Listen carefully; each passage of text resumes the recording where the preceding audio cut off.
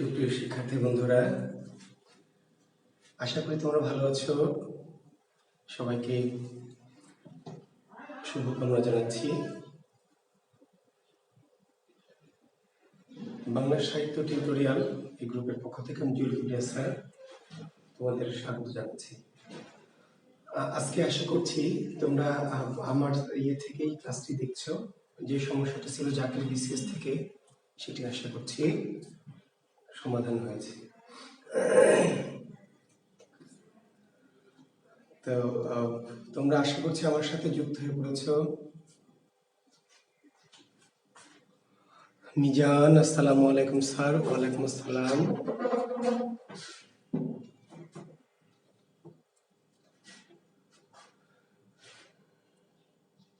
Mehedi Hasan sir, ঠিক আছে sir, তাকে থ্যাংক ইউ।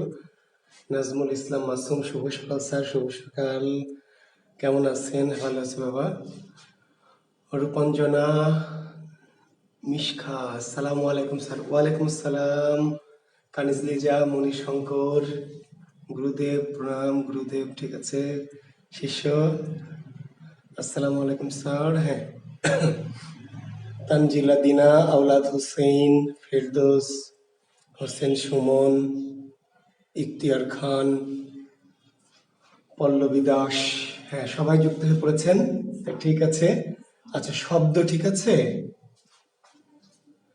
আজকে লাইট একটু কম, কারেন্ট চলে গেছে আমার এখানে। কি ঠিক আছে না সবকিছু?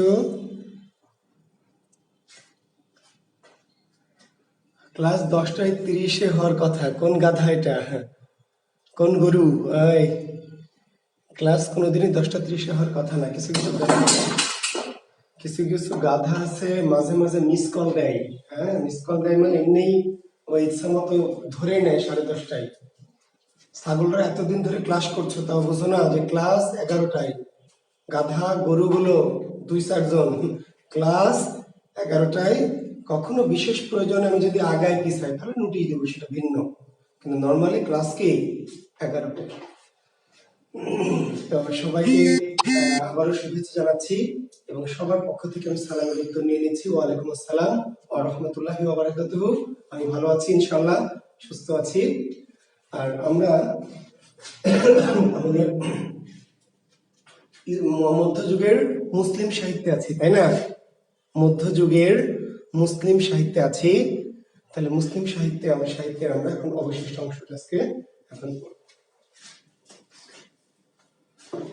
তাহলে আমরা আজকে শুরু করব যে কবি দিয়ে। আচ্ছা, তার আগে একটু বলে নিই, গতদিন একটুখানি একটা কথা একটু বলে রাখি যে আমরা যে শুরু করেছিলাম লাইলি মজনু কাব্য আলোচনা করেছিলাম। লাইলি মজনু কাব্যের অনুচ্ছেদ কয়টি? অনুচ্ছেদ একটু লিখে নেন, 51টি। লাইলি মজনু কাব্যের অনুচ্ছেদ বা খণ্ড কয়টি? যদিও কম গুরুত্বপূর্ণ তথ্য, তবু একটু জেনে রাখাটা ভালো হবে, ঠিক আছে? লাইলি মজনু কাব্যের খণ্ড 51টি। শুরু হয়েছে কি দিয়ে? হাম। লাইলি মজনু কাব্যের কাহিনী শুরু হয়েছে কি দিয়ে? হাম দিয়ে। হাম।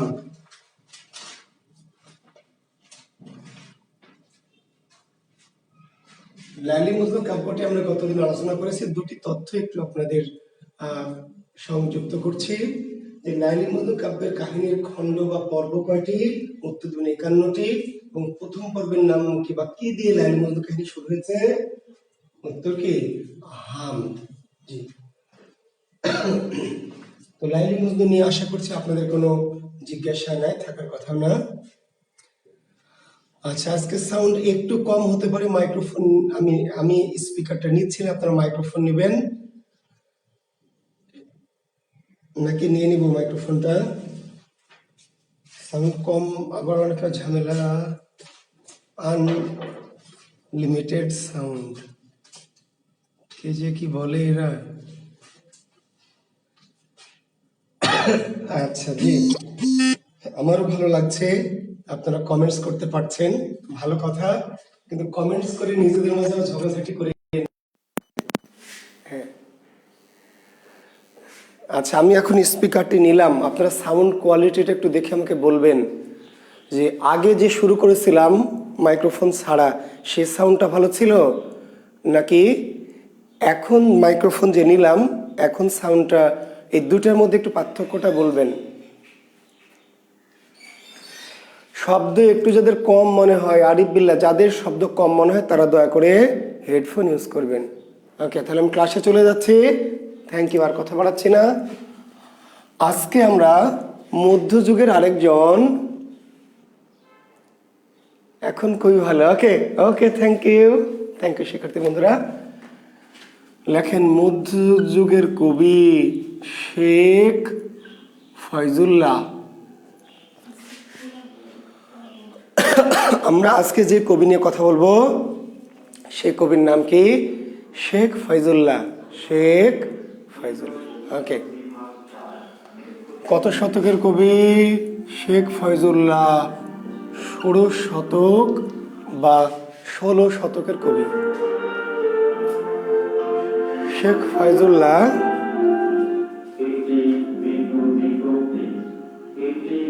মধ্যযুগের মুসলিম সাহিত্য ধারার একজন অন্যতম কবির নাম কি? শেখ ফয়জুল্লাহ। শেখ ফয়জুল্লাহ কত শতকের কবি? কত শতকের কবি? তাহলে তার উত্তর দিবেন 16 শতক বা 16 শতক। তো শেখ ফয়জুল্লাহ মধ্যযুগের মুসলিম সাহিত্যে দুটি কারণে বিখ্যাত, দুটি ধারার জনক।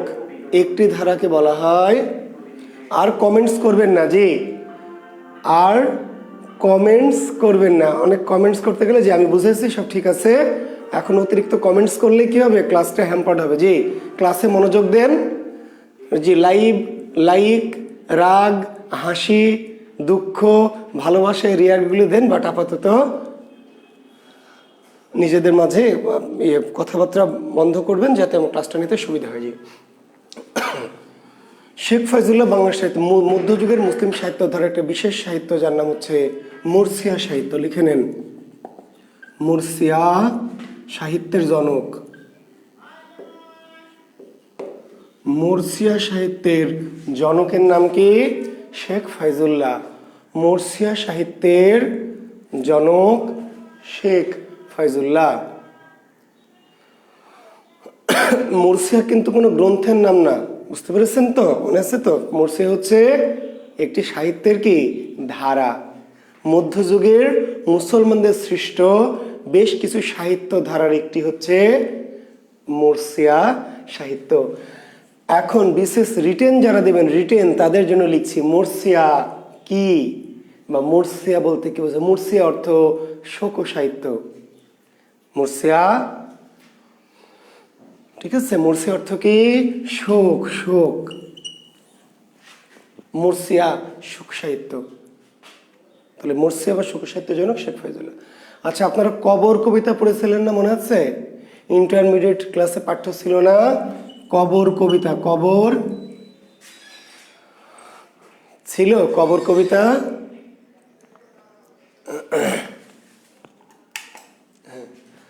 আচ্ছা, কবর কবিতা কি শোক কবিতা না? শোক কবিতা। তাহলে কি মুরসিয়া? কবর কি মুরসিয়া? না, কবর মুরসিয়া নয়। কিন্তু কবরে দুঃখের কথা আছে না? জি, দুঃখের কথা আছে। তো দুঃখের কথা যদি থাকে তাহলে তো আমরা বলবো শোক সাহিত্য। কিন্তু মুরসিয়া কি সাধারণ শোক না, মুরসিয়া একটা বিশেষ শোক। মুরসিয়া একটা কি বিশেষ শোক। তাহলে এই জন্য বলছি, ব্যাখ্যা দিচ্ছি এই জন্য যারা রিটেন পরীক্ষা দিবেন বিশেষ করে, মুরসিয়া কি। আচ্ছা, কারবালার বিষাদময় ঘটনা নিয়ে রচিত সাহিত্যকে বলা হয় মুরসিয়া। কারবালার বিষাদময় ঘটনা নিয়ে রচিত সাহিত্যকে বলা হয় মুরসিয়া। ঠিক আছে? জি, তাহলে মুরসিয়া হচ্ছে শুধু কি কারবালার শোক। মুরসিয়া কিসের শোক? কারবালার শোক। আর ওই যে কবর কবিতা, দাদার দাদি মারা গেল, তাই না? তারপরে বেটা মারা গেল, বেটার বউ মারা গেল, পুত্র, তাই না? তারপরে কন্যা মারা গেল, নাতি মারা গেল, সেগুলিও শোক, কিন্তু সেগুলি মরসিয়া নয়। এগুলি, এই ধরনের শোককে বলা হয় এলিজি। রিটেন যারা শিক্ষার্থী বন্ধুরা আছেন, যারা রিটেনের জন্য একটু প্রস্তুতিটা চান আমার কাছ থেকে, তাদের জন্য বলছি যে মরসিয়াও শোক, এলিজিও শোক। এলিজি তাহলে কবর মরসিয়া না এলিজি? এলিজি। আর মরসিয়া হচ্ছে একটু আলাদা, তাহলে পার্থক্য কি? মরসিয়া একটি বিশেষ শোক, কারবালার। তাহলে মরসিয়া কি লিখে নেন, কারবালার বিষাদময় ঘটনা নিয়ে রচিত সাহিত্যকে বলা হয় মরসিয়া। ঠিক আছে,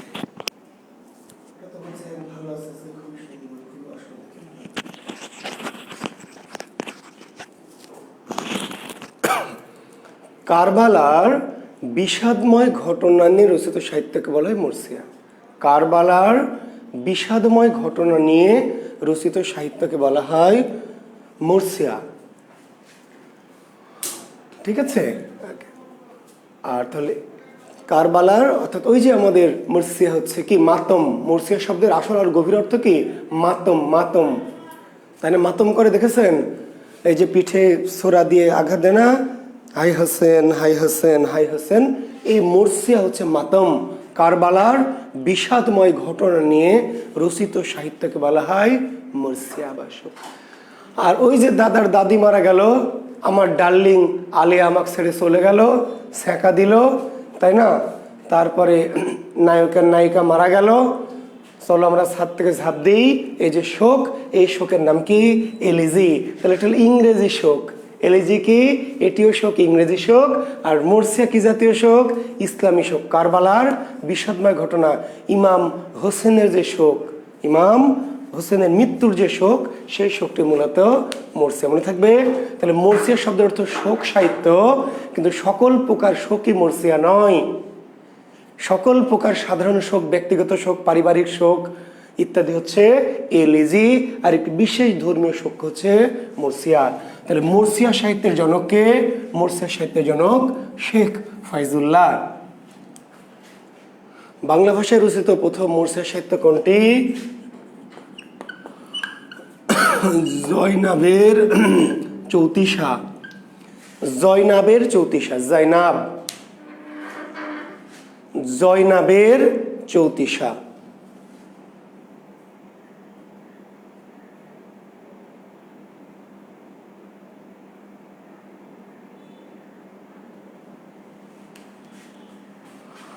দেখ, এই যে গরু, দেখ গরু কমেন্টস করেছে, গরুকে আগে একটু বকা দেই। এই গাধা দেখ, তাহমিনা আহমেদ গাধি, গাধিরও গাধি, এ জম্মের গাধি। মীর মোশাররফ আগে গাধি না শেখ ফাইজুল্লাহ গাই গাধি? তাহমিনা আহমেদ গাধি গরু, শেখ ফাইজুল্লাহ আগে না মীর মোশাররফ আগে? মীর মোশাররফ কবে আর শেখ ফাইজুল্লাহ কবে রে ছাগল? এমনই কিছু গরু আছে, দুই চারটা গরু, হ্যাঁ, প্রশ্ন করবেই, ওই অজ্ঞ মজ্ঞ যাই হোক না কেন, মীর মোশাররফ কোন দিন আর শেখ ফাইজুল্লাহ কোন দিন?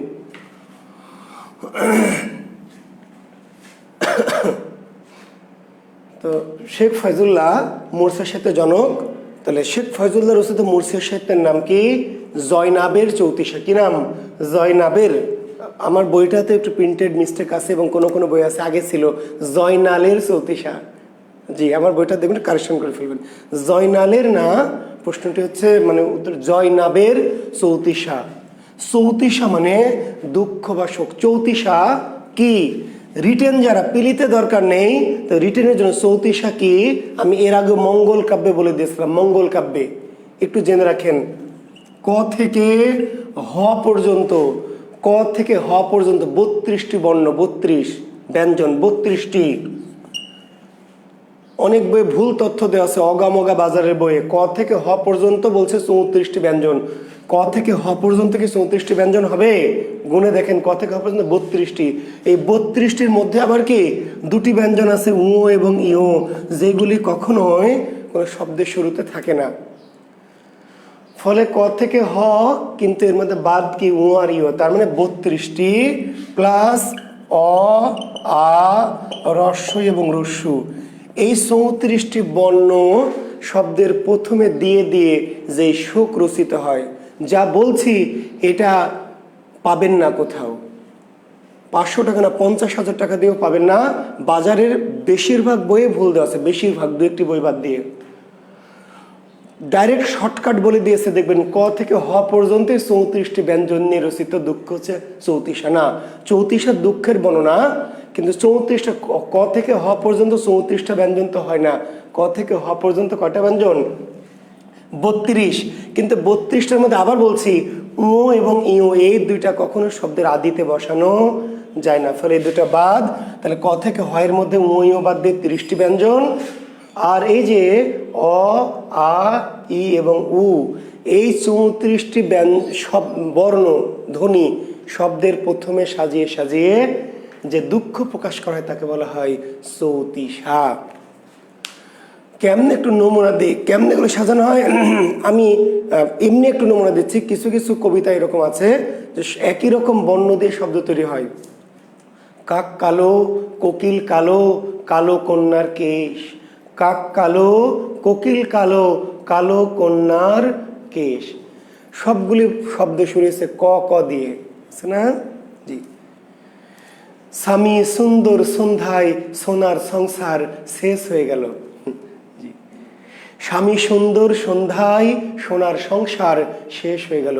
স্বামী সুন্দর সন্ধ্যায় সোনার সংসার শেষ হয়ে গেল। সকল শব্দ শুরু হয়েছে কি দিয়ে? স স ধ্বনি দিয়ে। ছোটবেলায় একটা খেলা খেলতাম, পাখি পাকা পেঁপে খায়, তাই না? বলতাম যে বলতো দেখি দ্রুত কতবার পারিস, পাখি পাকা পেঁপে খায়, পাখি পাকা পেঁপে খায়, পাখি পাপা পেঁপে খায়, তাই না? বলা যেত না পাখি পাকা পেঁপে খায়। একই বর্ণ প দিয়ে সকল শব্দ শুরু হয়েছে। চৌতিশাতে এই ঘটনাটি ঘটানো হয়। 34টি ব্যঞ্জন প্রত্যেকটা শুরুতে দিয়ে দিয়ে কি করা হয়? শব্দ, একাধিক শব্দ দিয়ে বাক্য তৈরি করা হয়। এই ধরনের দুঃখের বর্ণনাকে বলা হয় চৌতিশা। জি। তো প্রথম মুর্শি হচ্ছে জয়নাবের চৌতিশা। জয়নাবটাকে ইমাম হোসেনের স্ত্রী জয়নব, নিশ্চয় জানেন, যাকে নিয়ে কি কারবালার মূল ট্র্যাজেডি কিংবা বিষাদ সিন্ধুর মূল ট্র্যাজেডি ইমাম হোসেনের স্ত্রী জয়নাব। জয়নাব বা কোনো বেশে জয়নব, এই জয়নব বা জয়নাবের যে শোক বা বিলাপ বা মাতম, সেটি মূলত জয়নাবের চৌতিশা। এরপরে শেখ ফাইজুল্লাহ আরও একটি সাহিত্য ধারা শ্রেষ্ঠ কবি, নাথ সাহিত্য। নাথ বৌদ্ধ ধর্মের যে গুরু পরম্পরা, গুরুবাদ, এদেরকে বলা হয় নাথ। বৌদ্ধদের গুরুদেরকে বলা হয় নাথ। বৌদ্ধ গুরুদেরকে বলা হয় কি? নাথ। নাথ। বৌদ্ধদের আদিনাথকে শিব। শিব হচ্ছে বৌদ্ধদের এই নাথ পন্থাদের আদিনাথ। আদিনাথ শিব।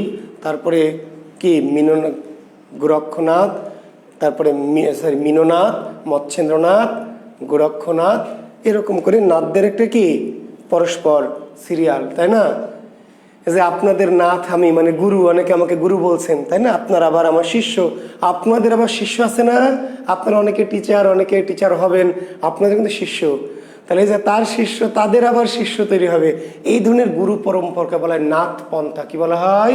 বৌদ্ধ ধর্মের এই গুরু পরম্পরাকে বলা হয় নাথ পন্থা। আর এই নাথ, বৌদ্ধ ধর্মের গুরু বা নাথদের নিয়ে রচিত সাহিত্যকে বলা হয় নাথ সাহিত্য। এই নাথ সাহিত্যের জনক বা শ্রেষ্ঠ রচয়িতাকে শেখ ফাইজুল্লাহ। শেখ ফাইজুল্লাহ মুর্শিয়া সাহিত্যের জনক বা মুর্শিয়া সাহিত্যের শ্রেষ্ঠ কবি। শেখ ফাইজুল্লাহ নাথ সাহিত্যের জনক বা নাথ সাহিত্যের শ্রেষ্ঠ কবি। প্রথম নাথ সাহিত্য কোনটি? গোরক্ষ বিজয়।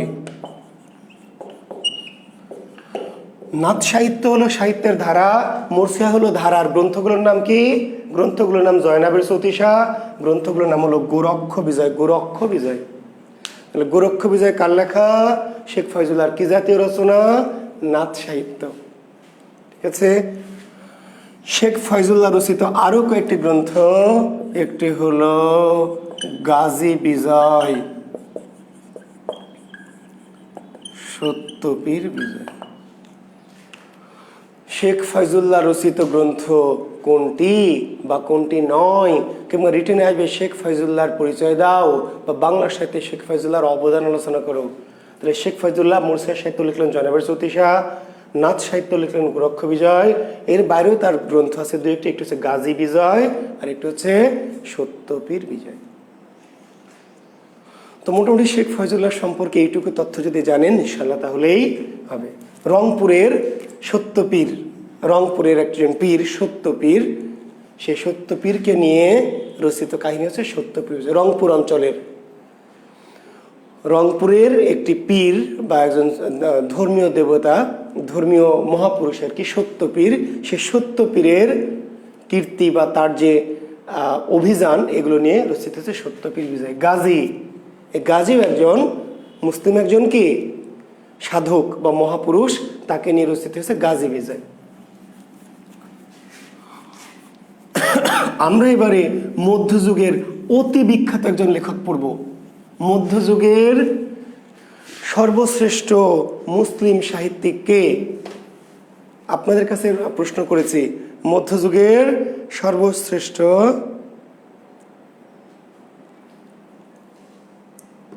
মধ্যযুগের গোরক্ষ শব্দের অর্থ আরিফ বিল্লাহ। গেরক্ষ একজনের নাম, আরিফ বিল্লাহ। গেরক্ষ হলো একটা নাউন, এর কোনো অর্থ নাই। আরিফ বিল্লাহ, গোরক্ষ শব্দের অর্থ, গোরক্ষ একজন ব্যক্তি, নাথ ধর্মের তথা বুদ্ধ ইজমের একজন কি সাধক বা নাথের নাম হচ্ছে গোরক্ষ। এই গোরক্ষনাথ, তার কাহিনী নিয়ে, এটার শব্দের কোনো অর্থ নাই। জি,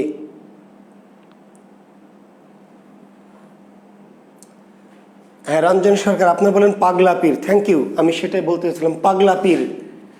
তাকে আপনারা বলেন পাগলা পীর, রংপুরের মানুষ। পাগলা পীরের মোড় বা একটা জায়গাও আছে আমি জানি, তিনি আসলে সত্যপীর। জি, থ্যাংক ইউ। মধ্যযুগের সর্বশ্রেষ্ঠ মুসলিম কবির নাম হচ্ছে দৌলত কাজী। জি, ভুল করবেন না, বিভ্রান্ত হবেন না। যে আপনার উত্তর, আমি উত্তর এই জন্যই চেয়েছি যে আপনারা ম্যাক্সিমাম আলাউল দিচ্ছেন, আমি জানি আপনারা কি দিবেন, আমি জানি বলে জিজ্ঞেস করেছি যে মধ্যযুগের সর্বশ্রেষ্ঠ মুসলিম কবির নাম হচ্ছে, মধ্যযুগের সর্বশ্রেষ্ঠ মুসলিম কবির নাম কি?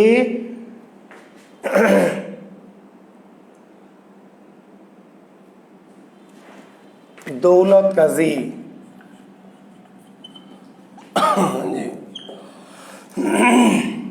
মধ্যযুগের সর্বশ্রেষ্ঠ মুসলিম কবি দৌলত কাজী। যে কোনো দ্বিমত, কোনো কনফিউশন রাখা যাবে না। কোথায় কি আছে এটা দেখে আমার টাইম নাই। দৌলত কাজীর কত শতকের কবি? দৌলত কাজী 17 শতক, 17 বা সপ্তদশ শতকের। মধ্যযুগের শ্রেষ্ঠ কবি আবার না, কিন্তু মধ্যযুগের সর্বশ্রেষ্ঠ মুসলিম কবি, মধ্যযুগের সর্বশ্রেষ্ঠ মুসলিম কবি দৌলত কাজী। কত শতকের কবি দৌলত কাজী? 17 শতক বা সপ্তদশ, 17 বা সপ্তদশ শতকের কবি। জন্ম কোথায় লেখেন? হবিগঞ্জের, লিখে নেন, না সরি, দৌলত কাজীর জন্ম চট্টগ্রামের রাউজান উপজেলা সুলতানপুর গ্রাম।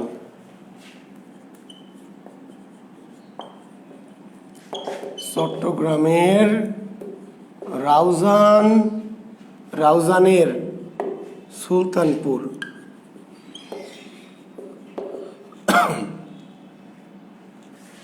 দৌলত কাজীর জন্ম 1600 সালে। কত সালে? 1600 সালে চট্টগ্রামের রাউজানের সুলতানপুর গ্রাম। চট্টগ্রামের রাউজানের সুলতানপুর গ্রাম। ম্যাক্সিমাম কবিদের কথা বলছে দেখেন চট্টগ্রাম। বাংলা সাহিত্যের মধ্যযুগের মূল বিকাশস্থল হয় চট্টগ্রাম অথবা পশ্চিমবঙ্গ। এই যে আমরা পাবনার মানুষ বা এদিকের মানুষ, অন্যান্য এলাকার মানুষ, দুঃখ পাবেন না, দুঃখ পাওয়ার কিছু নয়, যেটি বাস্তবতা। বাংলা সাহিত্য মধ্যযুগে বিকশিত হয়েছিল মূলত এক চট্টগ্রাম তথা আরাকান কেন্দ্রিক, চট্টগ্রাম কেন্দ্রিক, এবং আরেকটা হচ্ছে এদিকে কি কলকাতা কেন্দ্রিক। বাংলা সাহিত্যের বিকাশ দুটো কেন্দ্রকে ভিত্তি করে গড়ে উঠেছিল, বিশেষ করে মধ্যযুগে। জি, তো বেশিরভাগ সাহিত্যিক দেখবেন কি কোথাকার? চট্টগ্রামের। তাহলে দৌলত কাজী 1600 খ্রিস্টাব্দে চট্টগ্রামের রাউজানের সুলতানপুর গ্রামে জন্মগ্রহণ করেছেন, যাকে বলা হয় মধ্যযুগের সর্বশ্রেষ্ঠ মুসলিম কবি। দৌলত কাজী রচিত গ্রন্থের সংখ্যা কয়টি? দৌলত কাজী কতটি গ্রন্থ লিখে বিখ্যাত হয়েছেন? এই যে মধ্যযুগের সর্বশ্রেষ্ঠ মুসলিম কবি, তার রচিত গ্রন্থের সংখ্যা কয়টি? একটিও না, মানে একটি পূর্ণ না। জি, একটা গ্রন্থ তিনি লেখা শুরু করেছিলেন কিন্তু শেষ করতে পারেননি। জি, একটি গ্রন্থের 2/3 তিনি লিখেছিলেন। হ্যাঁ জি, আমরা অর্ধেক বলছি কেউ, সেটিও ঠিক আছে। একটি গ্রন্থের কি 2/3। জি, সেই গ্রন্থটির নাম কি? সুতি ময়না লুর চন্দ্রানী। তাহলে দৌলত কাজী রচিত গ্রন্থের সংখ্যা কয়টি? জি, একটি বলা যায়, যদিও একটিও না, কিন্তু আমরা একটি বলতে পারি, আসলে 2/3। দৌলত কাজী রচিত গ্রন্থটির নাম সতী ময়না লুর চন্দ্রানী। সেটিও আবার মৌলিক রচনা নয়, মৌলিক রচনা নয়, বানিয়ে লেখেননি, একজনের কাছ থেকে ধার করেছেন। কার কাছ থেকে? হিন্দি ভাষী কবি মিয়া সাধন। হিন্দি ভাষী কবি মিয়া সাধনের ময়না সাত। হিন্দি ভাষী কবি মিয়া সাধনের ময়না সাত এই কাব্য থেকে দৌলত কাজী তার এই কাব্যের উপাদান সংগ্রহ করেছিলেন। তাহলে একটা ভাবেন যে মধ্যযুগের সর্বশ্রেষ্ঠ মুসলিম কবি যে দৌলত কাজী, তার রচিত গ্রন্থের সংখ্যা একটিও না, একটিরও কম। তাও আবার নিজের লেখা না, অন্য একজন কবির লেখা থেকে তিনি কি করলেন? অনুবাদ করলেন। তিনি হলেন মধ্যযুগের শ্রেষ্ঠ কবি। কেন? খুব হতাশ হবেন, আশ্চর্য হবেন, তাই না? মধ্যযুগের কবি সৈয়দ সুলতান অনেক কাব্য লিখেছে। মধ্যযুগের আরেকজন কবি আব্দুল হাকিম অনেক কাব্য লিখেছে। আলাউলের কাব্যের সংখ্যা অনেক, কিন্তু কতটা সাহিত্য রচনা করেছে এইটা দিয়ে শ্রেষ্ঠত্ব নয়। শ্রেষ্ঠত্ব হচ্ছে মানদণ্ড, গুণ। আমি বারবার একটি কথা আপনাদের বোঝাই, আমি জানি না আপনারা আমার কথা বোঝেন কিনা, আমাকেই বোঝেন কিনা সেটা নিয়ে সন্দেহ আছে আমার কোনো কোনো শিক্ষার্থীর ক্ষেত্রে। তো কতটা কাব্য লিখেছেন, কত বেশি লিখেছেন, এইটা দিয়ে শ্রেষ্ঠত্ব না। শ্রেষ্ঠত্ব কি দিয়ে? সাহিত্যের মান, গুণ।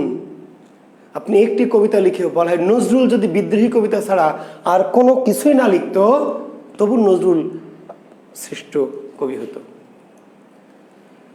বুঝতে পারলেন? শুধু একটি কবিতা বিদ্রোহী কাব্যের পরে নজরুল যদি আর কোনো কিছু না লিখতো, তবু নজরুলই থাকতো। তার মানে অনেক কিছু লিখে, কেউ কেউ অনেক গ্রন্থ লিখেছে, বিখ্যাত হয়নি। আবার কেউ কেউ 1-2টা গ্রন্থ লিখে বিখ্যাত হয়ে গেছে। বিখ্যাত বা শ্রেষ্ঠত্ব, হ্যাঁ, জনপ্রিয় একটা ভিন্ন জিনিস, আর শ্রেষ্ঠত্ব হচ্ছে মানদণ্ড, মান, সাহিত্যিক মানের বিচারে। সেটা আমি বোঝানোর চেষ্টা করেছি এর আগেও, আজকেও চেষ্টা করলাম যে কতটা লিখেছে, কত বেশি, এটা দিয়ে শ্রেষ্ঠত্ব না। শ্রেষ্ঠত্ব তার সাহিত্যের মান কেমন, গুণগত উৎকর্ষটা কেমন। তাহলে দৌলত কাজীর তার কাব্যের উপাদান কোথা থেকে সংগ্রহ করেছিলেন? ময়নাকসাদ থেকে। ময়নাকসাদ কার কাব্য থেকে সংগ্রহ করেছিলেন? মিয়া সাধনের কাব্য থেকে। কোন ভাষার কাব্য থেকে? হিন্দি ভাষী কবি। কিন্তু ময়নাকসাদ লেখা হয়েছিল হিন্দির একটি আঞ্চলিক ভাষা, ঠাট গোহারি। কি? ঠাট গোহারি। ঠাট।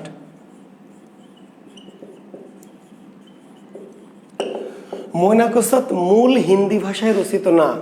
মিয়া সাধন হিন্দি ভাষী কবি, কিন্তু ময়নাকসাদ লেখা হয়েছে হিন্দির একটি আঞ্চলিক ভাষা, ঠাট গোহারি, কথ্য ভাষা। আমাদের যেমন চাপাইয়া ভাষা, নোয়াখাইল্লা ভাষা, পাবনাইয়া ভাষা, সিরাজগঞ্জি ভাষা, ঢাকাইয়া কুট্টি ভাষা, বরিশাল্লা ভাষা, ঠিক তেমনি মানে ভারতের একটি স্থানীয় কথ্য ভাষা হচ্ছে ঠাট গোহারি। তাহলে ময়নাকসাদ রচিত হয়েছে কোন ভাষায়? হিন্দি, কিন্তু হিন্দির কি? কথ্য, ঠাট গোহারি। এখান থেকেই সতী ময়না লুর চন্দ্রানীর কাব্যের উপাদান সংগ্রহ করা হয়েছে। এটি কি জাতীয় সাহিত্য? রোমান্টিক প্রণয়োপাখ্যান। সতী ময়না লুর চন্দ্রানী কি জাতীয় রচনা? কি জাতীয় রচনা? তার উত্তর দিবেন রোমান্টিক প্রণয় উপাখ্যান। তো প্রণয় উপাখ্যান কাকে বলে, রোমান্টিক, সেটা আমি ব্যাখ্যা দিয়েছি গত ক্লাসে। রোমান্টিক প্রণয় উপাখ্যান, বুঝতে পারলেন? লোর হচ্ছে নায়ক, হিরো, রাজা। লোর বা লোরক, নায়ককে লোর বা লোরক, রাজা। লোর বা লোরক, গোহারি দেশের রাজা। সেই রাজার স্ত্রী হচ্ছে ময়না। লোর হচ্ছে নায়ক, হিরো, স্ত্রীকে বউ হচ্ছে ময়না, আর চন্দ্রাণীকে ওই যে আলেয়া ভাট আমার যে তা। তার মানে আমার এই যে ঘরে ময়না আছে না, এই যে ময়না, যে ক্লাস পাশে ময়না আছে, সতী ময়না। আর ওই যে আমার যে আলেয়ার কথা মাঝে মধ্যে বলি, তিনি হচ্ছেন চন্দ্রাণী। তাহলে লোর বা লোরক হচ্ছে রাজা, তার স্ত্রী হচ্ছে ময়না, সতী ময়না, আর চন্দ্রাণী কি ডার্লিং। যে চন্দ্রাণী একটা রাজকন্যা, যার বিয়ে হয়েছিল এক নপুংসক বামুন বা ব্রাহ্মণের সাথে, বয়স্ক একজন ব্রাহ্মণের সাথে বিয়ে হয়েছিল চন্দ্রাণীর। এই চন্দ্র আর লোরস বা লোরক ছিল বীর, মহাবীর, যুদ্ধবাজ। জি, একিলিস টাইপের আর কি। তো তার সাথে চন্দ্রাণীর সাক্ষাৎ ঘটলে চন্দ্রাণী তাকে দেখে মুগ্ধ হয়।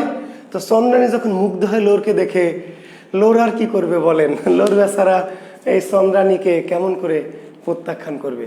লোরও চন্দ্রাণীর প্রতি আকৃষ্ট হয় এবং এক সময় ময়নাকে রেখে লোর চন্দ্রাণীকে নিয়ে কি করে, ফাগুনি পূর্ণিমা রাতে, জি আপনারা যা করেন সেই কাজটি করে আর কি, তাই না? জি, মানবিক কারণে আর কি। হ্যাঁ, চন্দ্রাণীকে অস্বীকার করতে পারে না, মানবিকভাবে তাকে নিয়ে কি করে চলে যায়। তো যখন চলে যায়, তো ওই যে চন্দ্রাণী যে স্বামী ব্রাহ্মণ রাস্তায় তাকে প্রতিহত করে, যুদ্ধ হয়, চন্দ্রাণীর স্বামীকে লোর মেরে ফেলে, হত্যা করে, চন্দ্রাণীকে নিয়ে বিয়ে করে, করে ভিন্ন একটি রাজ্যে, চন্দ্রাণীর রাজ্যে চলে যায়। চন্দ্রাণীর যে রাজ্য, সেখানে তারা বসবাস শুরু করে। আর এইদিকে ময়না স্বামীর বিরহে, স্বামীর জন্য কি অপেক্ষা করে করে দিন কাটাতে থাকে। এর মধ্য দিয়ে দৌলত কাজী এই পর্যন্ত লিখে, দৌলত কাজীর পটল তোলার সময় হয়ে যায়। দৌলত কাজী পটল তুলতে চলে যান, আর ফিরে আসেননি। মাত্র 1638 বছর বয়সে, 1600 সালে জন্ম, 1638 সালে দৌলত কাজী পটল তুলতে গিয়ে আর ফিরে আসেননি। তাহলে কাহিনীটা এই পর্যন্ত থেকে গেল। এরপরে পরবর্তীতে এই কাহিনীটা সমাপ্ত করেন কে? তার উত্তরসূরি আলাওল।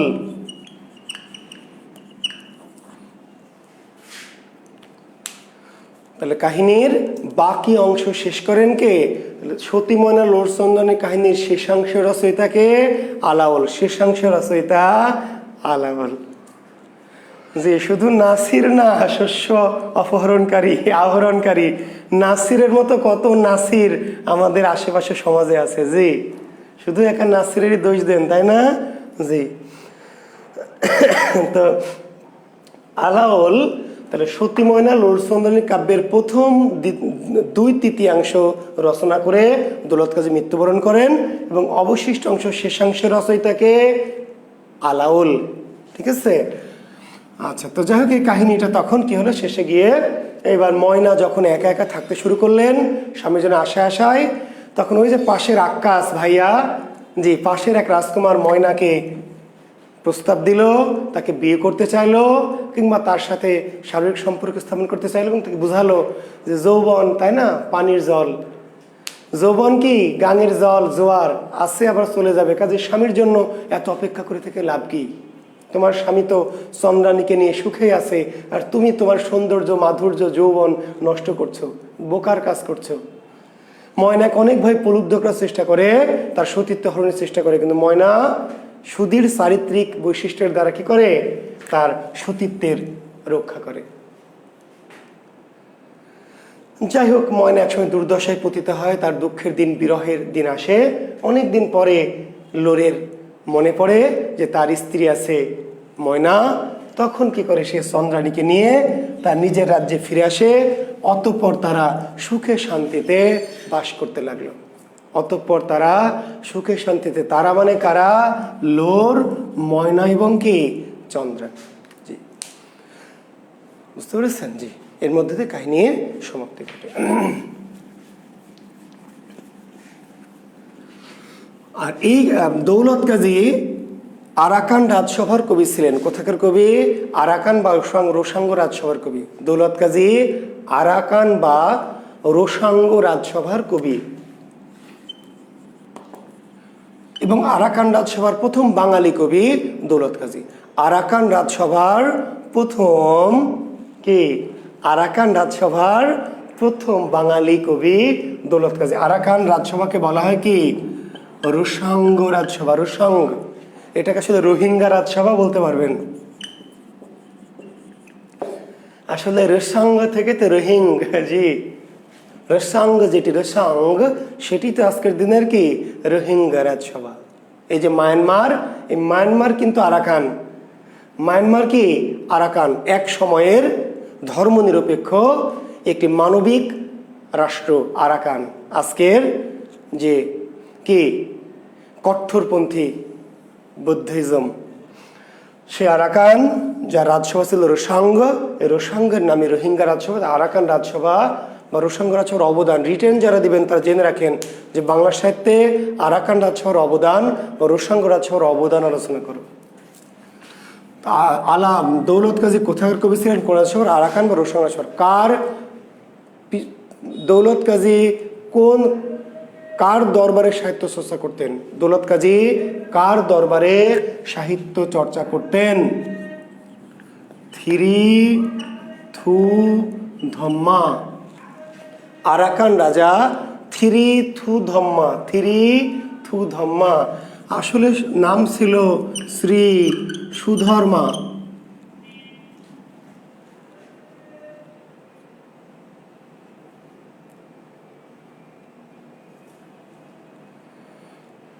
তো শ্রী সুধর্মা আরাকানিজ ভাষায় হয়ে গেছে কি? থিরি থু ধম্মা। এটা যদি আমরা ইন্ডিয়ান শব্দ বলি তাহলে সব নামটি আসলে শ্রী সুধর্মা। আরাকানরা শ্রী সুধর্মা, কিন্তু উচ্চারণটা মায়ানমার আরাকানিজ রোহিঙ্গা ভাষায় শ্রী সুধর্মার উচ্চারণ কি? থিরি থু ধম্মা। থিরি থু ধম্মা।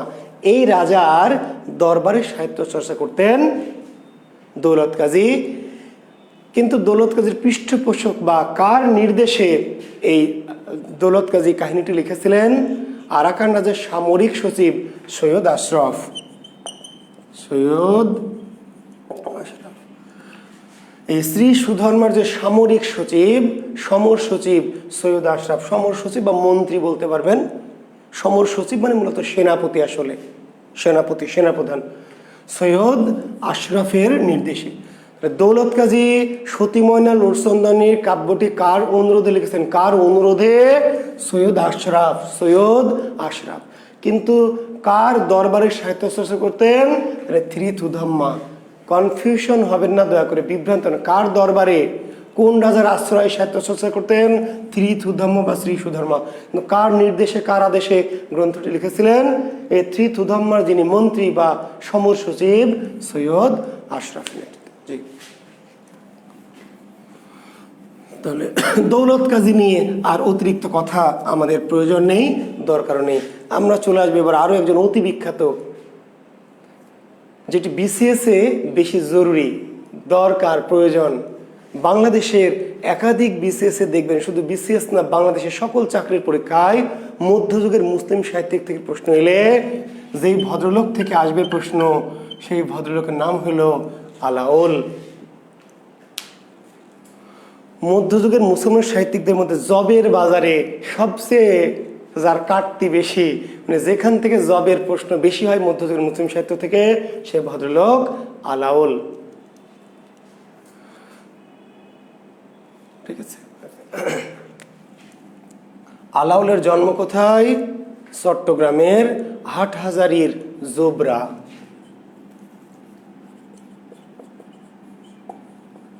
চট্টগ্রামের হাট হাজারির কি জোবরা। জোবরা। আলাওলের জন্ম চট্টগ্রামের হাট হাজারির জোবরা। তবে একটু দ্বিমত আছে, দ্বিমত। যদি এই তথ্যটি অপশনে না থাকে, যদি না থাকে, তাহলে বিকল্পে লিখতে হবে ফরিদপুরের ফতেহাবাদ। আলাওলের জন্ম হচ্ছে চট্টগ্রামের জোবরা হাটহাজারী জোবরা গ্রামে। এটি প্রসিদ্ধ সর্বসম্মতিক্রমে মত। তবে এই মতটি যদি অপশনে না থাকে উল্লেখ, তাহলে বিকল্পে দেওয়া যাবে কি ফরিদপুর ফতেহাবাদ। এরপরেও কোনো কোনো গাধা, কোনো কোনো ছাগল, কোনো কোনো গরু ভেড়া প্রশ্ন করবে, স্যার যদি আলাওলের জন্ম চট্টগ্রামে না ফরিদপুরে, স্যার স্যার দুইটাই যদি থাকে কি করব স্যার? সেই সব গুরুদের বিশেষ কোচিং করার দরকার নাই। রান্না বাড়া কর, হাঁড়ি পাতিল মাছ, অটোমটো চালা, জীবনে মেলা কাজে লাগবে। এখন কেন এই দ্বিমতটি? আসলে আসলে আলাওলের জন্ম চট্টগ্রামের হাটহাজারী জোবরা গ্রামে, কিন্তু তার পিতা চাকরি করতেন ফরিদপুরের ফতেহাবাদ পরগনা। আলাওলের পিতা চাকরি করতেন কোথায়? ফরিদপুরের ফতেহাবাদ পরগনায়। তো ফলে আলাওলের শৈশব কৈশোর কালটা কেটেছে কোথায়? ফরিদপুরে। আলাওলের জন্ম যদিও চট্টগ্রামের জোবরা গ্রামে, কিন্তু আলাওলের শৈশব কৈশোর কোথায় কেটেছে? ফরিদপুরের ফতেহাবাদ। পিতার কর্মস্থল সূত্রে পিতা চাকরি করতেন ফরিদপুরের ফতেহাবাদ পরগনায়। ফলে এই ফরিদপুরের ফতেহাবাদ পরগনায় আলাওলের পিতা জমিদারিতে চাকরি করতেন। কোনো একটি কাজ উপলক্ষে, কর্ম উপলক্ষে আলাওল তার পিতার সাথে সমুদ্র পথে যাচ্ছিলেন। আলাওল তার পিতার সাথে সমুদ্র পথে যাচ্ছিলেন। রাস্তায় হারমাদ দস্যুদের দ্বারা আক্রান্ত হন। রাস্তায় হারমাদ দস্যু, বোঝেন দস্যু, হারমাদ।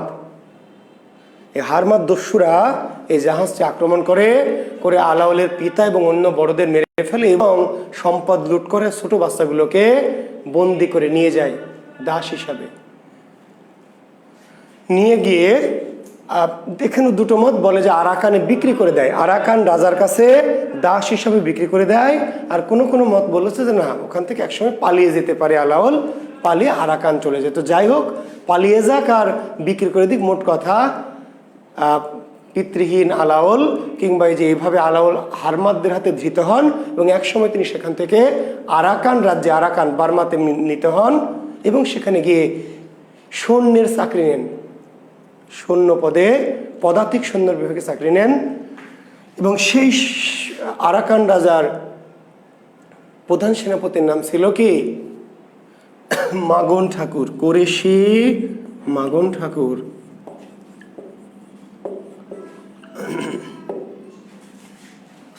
তো আলাওলের যোগ্যতা এবং তার কীর্তি দিয়ে, কর্ম দিয়ে তিনি সাধারণ সৈন্য থেকে একসময় ঘোড়সওয়ার পদে উন্নীত হন এবং কোরেশি মাগন ঠাকুরের সাহচর্য লাভ করেন এবং কোরেশি মাগন আলাওলের গুণ প্রতিভা টের পায়। বুঝতে, একজন গুণী মানুষ কিন্তু গুণটা বুঝতে পারে সহজে, জুহুরি সোনাটা দেখে বুঝতে পারে। তা কোরেশি মাগন নিজে তো সামরিক সচিব ছিলেন, রাজ আমার্ত ছিলেন, পাশাপাশি তিনি নিজে একজন কি কবি, আমরা তার কথায় যাব পরে, নিজে একজন সাহিত্যিক। তো আলাওলের প্রতিভা দেখে তিনি মুগ্ধ হলেন এবং আলাওলকে তিনি সৈন্যর চাকরি থেকে কি করলেন? রাজা থানথুধম্মা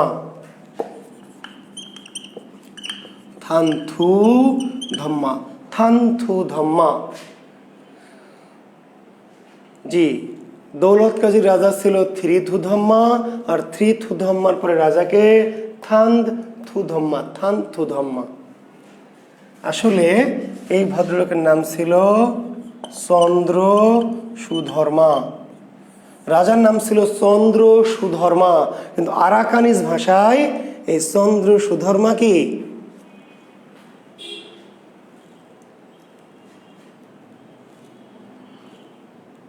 এই চন্দ্র সুধর্মাকে আরাকানি ভাষায় বলা হয় কি, উচ্চারণ হচ্ছে থানথুধম্মা।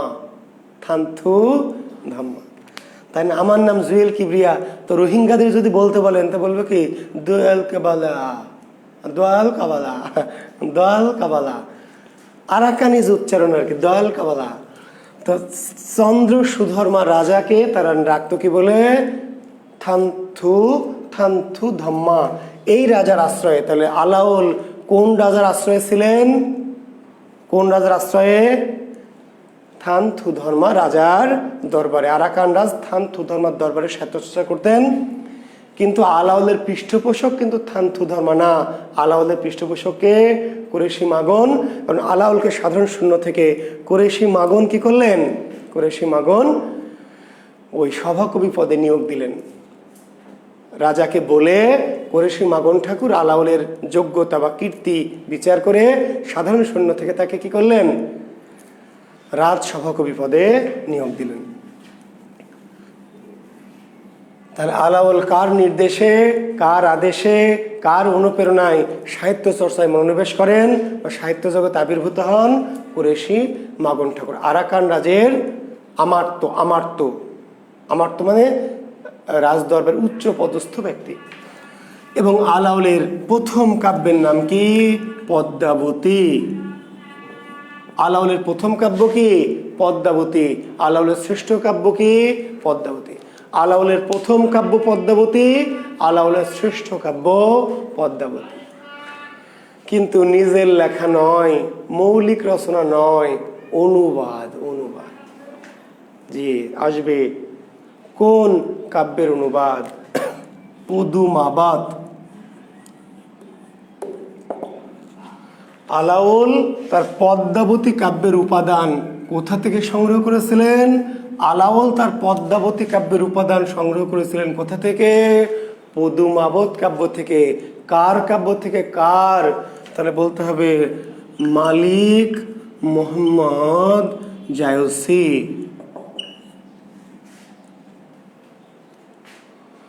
তাহলে আলাওল তার প্রথম কাব্য বা শ্রেষ্ঠ কাব্য পদ্মাবতী, এই পদ্মাবতী কাব্যের কাহিনী কোথা থেকে সংগ্রহ করেছিলেন? পদুমাবাদ কাব্য থেকে। কার কাব্য থেকে? মালিক মোহাম্মদ জায়সি। কোন ভাষার কাব্য থেকে? হিন্দি। হিন্দি। কোন ভাষার কাব্য থেকে আলাওল তার পদ্মাবতী কাব্যের উপাদান নিয়েছিলেন? হিন্দি ভাষা।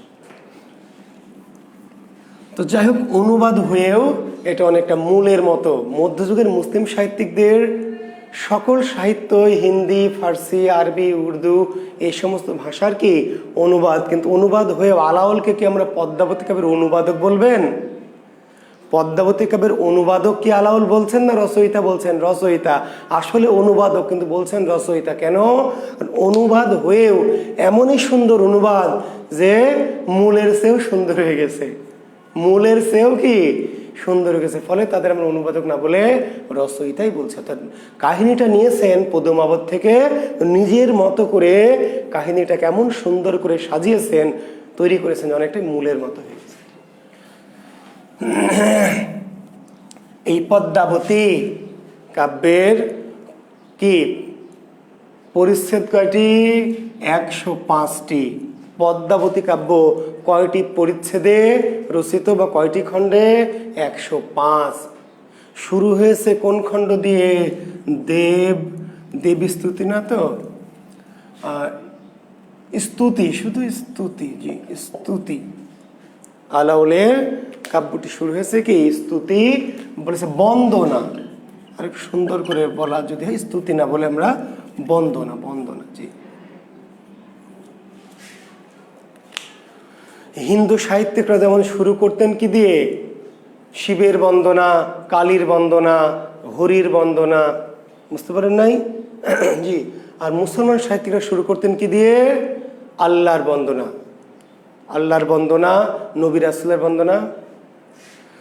প্রথমে বন্দনা করি আল্লাহ নবীর পায়, তারপরে বন্দনা করি পূবে মালিক সায়, তারপরে বন্দনা করি উস্তাদ গুরুর পায়, তারপরে বন্দনা করি জন্মদাতা বাপ মায়। বন্দনা। বন্দনা। হিন্দু কবিরা কি করতেন? বন্দনা করতেন কি দিয়ে? তাদের যে, তাই না, দেবদেবী শিব, কালী, তাই না, অন্নদা, ভগবতী। আর মুসলমান সাহিত্যদের বন্দনা শুরু হতো কি দিয়ে? আল্লাহর বন্দনা। পিতামাতার বন্দনা, স্রষ্টার বন্দনা দিয়ে শুরু হতো। নবী রাসূলের বন্দনা, তার গুরুদের বন্দনা, তাদের যারা সুফি গুরু কিংবা তাদের পিতামাতা। তো এইটা আলাওল তার কাব্য শুরু করেছেন কি দিয়ে? বন্দনা দিয়ে। বন্দনা দিয়ে এই 105টি অংশে বিভক্ত। তা আমরা কাহিনীটা যেহেতু অতি বিখ্যাত কাহিনী, আমরা সংক্ষেপে একটু বলবো, ঠিক আছে? আপনাদের পুঁথি পাঠ করে একদিন শোনাবো। যে আমার যে চ্যানেলটা খুলেছি, কেন খুলেছি বলেন তো? জি, আমার যে ইউটিউব চ্যানেলটা খুলেছে কেন, এই যে মাঝে মধ্যে আপনাদের ক্লাসে তো এগুলি শোনাতে পারেন অনেক বেশি করে, কারণ ক্লাস যারা অনেকে আছেন শুধু পড়তে আসেন, শুধু পড়বেন আলাওলের কাব্য পদ্মাবতী এই এই এত সালে এত সালে এই এই এই এই এই শুধু পড়তে আসবেন, অন্য কিছু বললে মাইন্ড করবেন, স্যার টাকা দিয়ে পড়তে এসছে আপনার গল্প শোনার জন্য না, যা বিশেষ লাগবে তাই বলেন। তো এই যে যেগুলি আমার বাড়তি সাহিত্যের বিষয়গুলো, সেগুলি তো ইউটিউব চ্যানেলে আপনাদের শোনাবো। যে যারা আগ্রহী, আমি ওখানে পুঁথি পাঠ করব, ওখানে এই যে পালা গান, ওখানে বিভিন্ন সাহিত্যের বিভিন্ন বিষয়গুলো, কি আমার চ্যানেলটার নাম মনে আছে তো? জুয়েল কিবরিয়া শিক্ষা সাহিত্য সংস্কৃতি। এই যে পুঁথি পাঠ, জি পুঁথি পাঠ আমি টুকটাক করতাম, আমি আমার এই চ্যানেলটাতে পুঁথি পাঠ করে আপনাদের শোনাবো। আমার চ্যানেলটায় চোখ রাখবেন, যে সাবস্ক্রাইব করবেন মাঝে মধ্যে। তো আলাওল কাহিনীতে আমরা যাব, খুবই বিখ্যাত যেহেতু কাহিনী, এবং এখান থেকে পরীক্ষার প্রশ্ন এসছে দেখবেন 38 বিসিএসে মেবি প্রশ্ন এসেছিল, তাম্বুল রাতুল হইল অধর পরশে। তাম্বুল রাতুল হইল অধর পরশে, মনে আছে? তাম্বুল রাতুল হইল অধর পরশে, আছে না? জি, আসছিল যে আধুনিক রূপ কি মনে আছে? তাম্বুল রাতুল হইল অধর। 38 বিসিএস মেবি 38 বিসিএস এর প্রশ্ন দেখবেন 38 বা 37, আমি এক্সাক্ট বলতে পারছি না, মেবি 38 বা 37 বা আর একটু আগেও হতে পারে, 35-36 বিসিএস এর প্রিলিমিনারিতে দেখবেন এই প্রশ্নটি এসেছে, তাম্বুল রাতুল হইল অধর পরশে, এর আধুনিক বাংলা কি বা আধুনিক রূপ কি বা অর্থ কি? এখন এবার আপনি কিন্তু এটা পড়েছেন, পড়ে পড়ে ওই যে আপনার যে বই আছে, বইয়ের নাম করছি না, জি অগামগা জগা বই বাজারে পড়েছেন যে বাংলা কি আধুনিক বাংলা রূপ। কিন্তু কি যদি বলে কোন কাব্যের উক্তি, তাহলে এবার গেছেন যে ওই বইয়ে তো দেওয়া নাই কোন কাব্যের, পদ্মাবতী কাব্যের পদ্মাবতীর রূপ বর্ণনা। পদ্মাবতীর কি তাম্বুল রাতুল হইল অধর পরশের মানে কি বলেন তো? তাম্বুল রাতুল হইল অধর পরশে, এটার মানে কি? Zahid Hossain 35 BCS, thank you. 35 BCS, thank you. হ্যাঁ আমি বলছিলাম যে মিস্টেক করতে পারে, কারণ একদম এক্সাক্ট বিসিএস মনে নাই। 35 BCS, thank you, thank you Aulad Hossain এবং জাহিদ। তাম্বুল রাতুল হইল অধর পরশে, বলেন এর বাংলা কি, আধুনিক রূপ কি? পানের পরশে ঠোঁট লাল নাকি ঠোঁটের পরশে পান লাল, বলেন?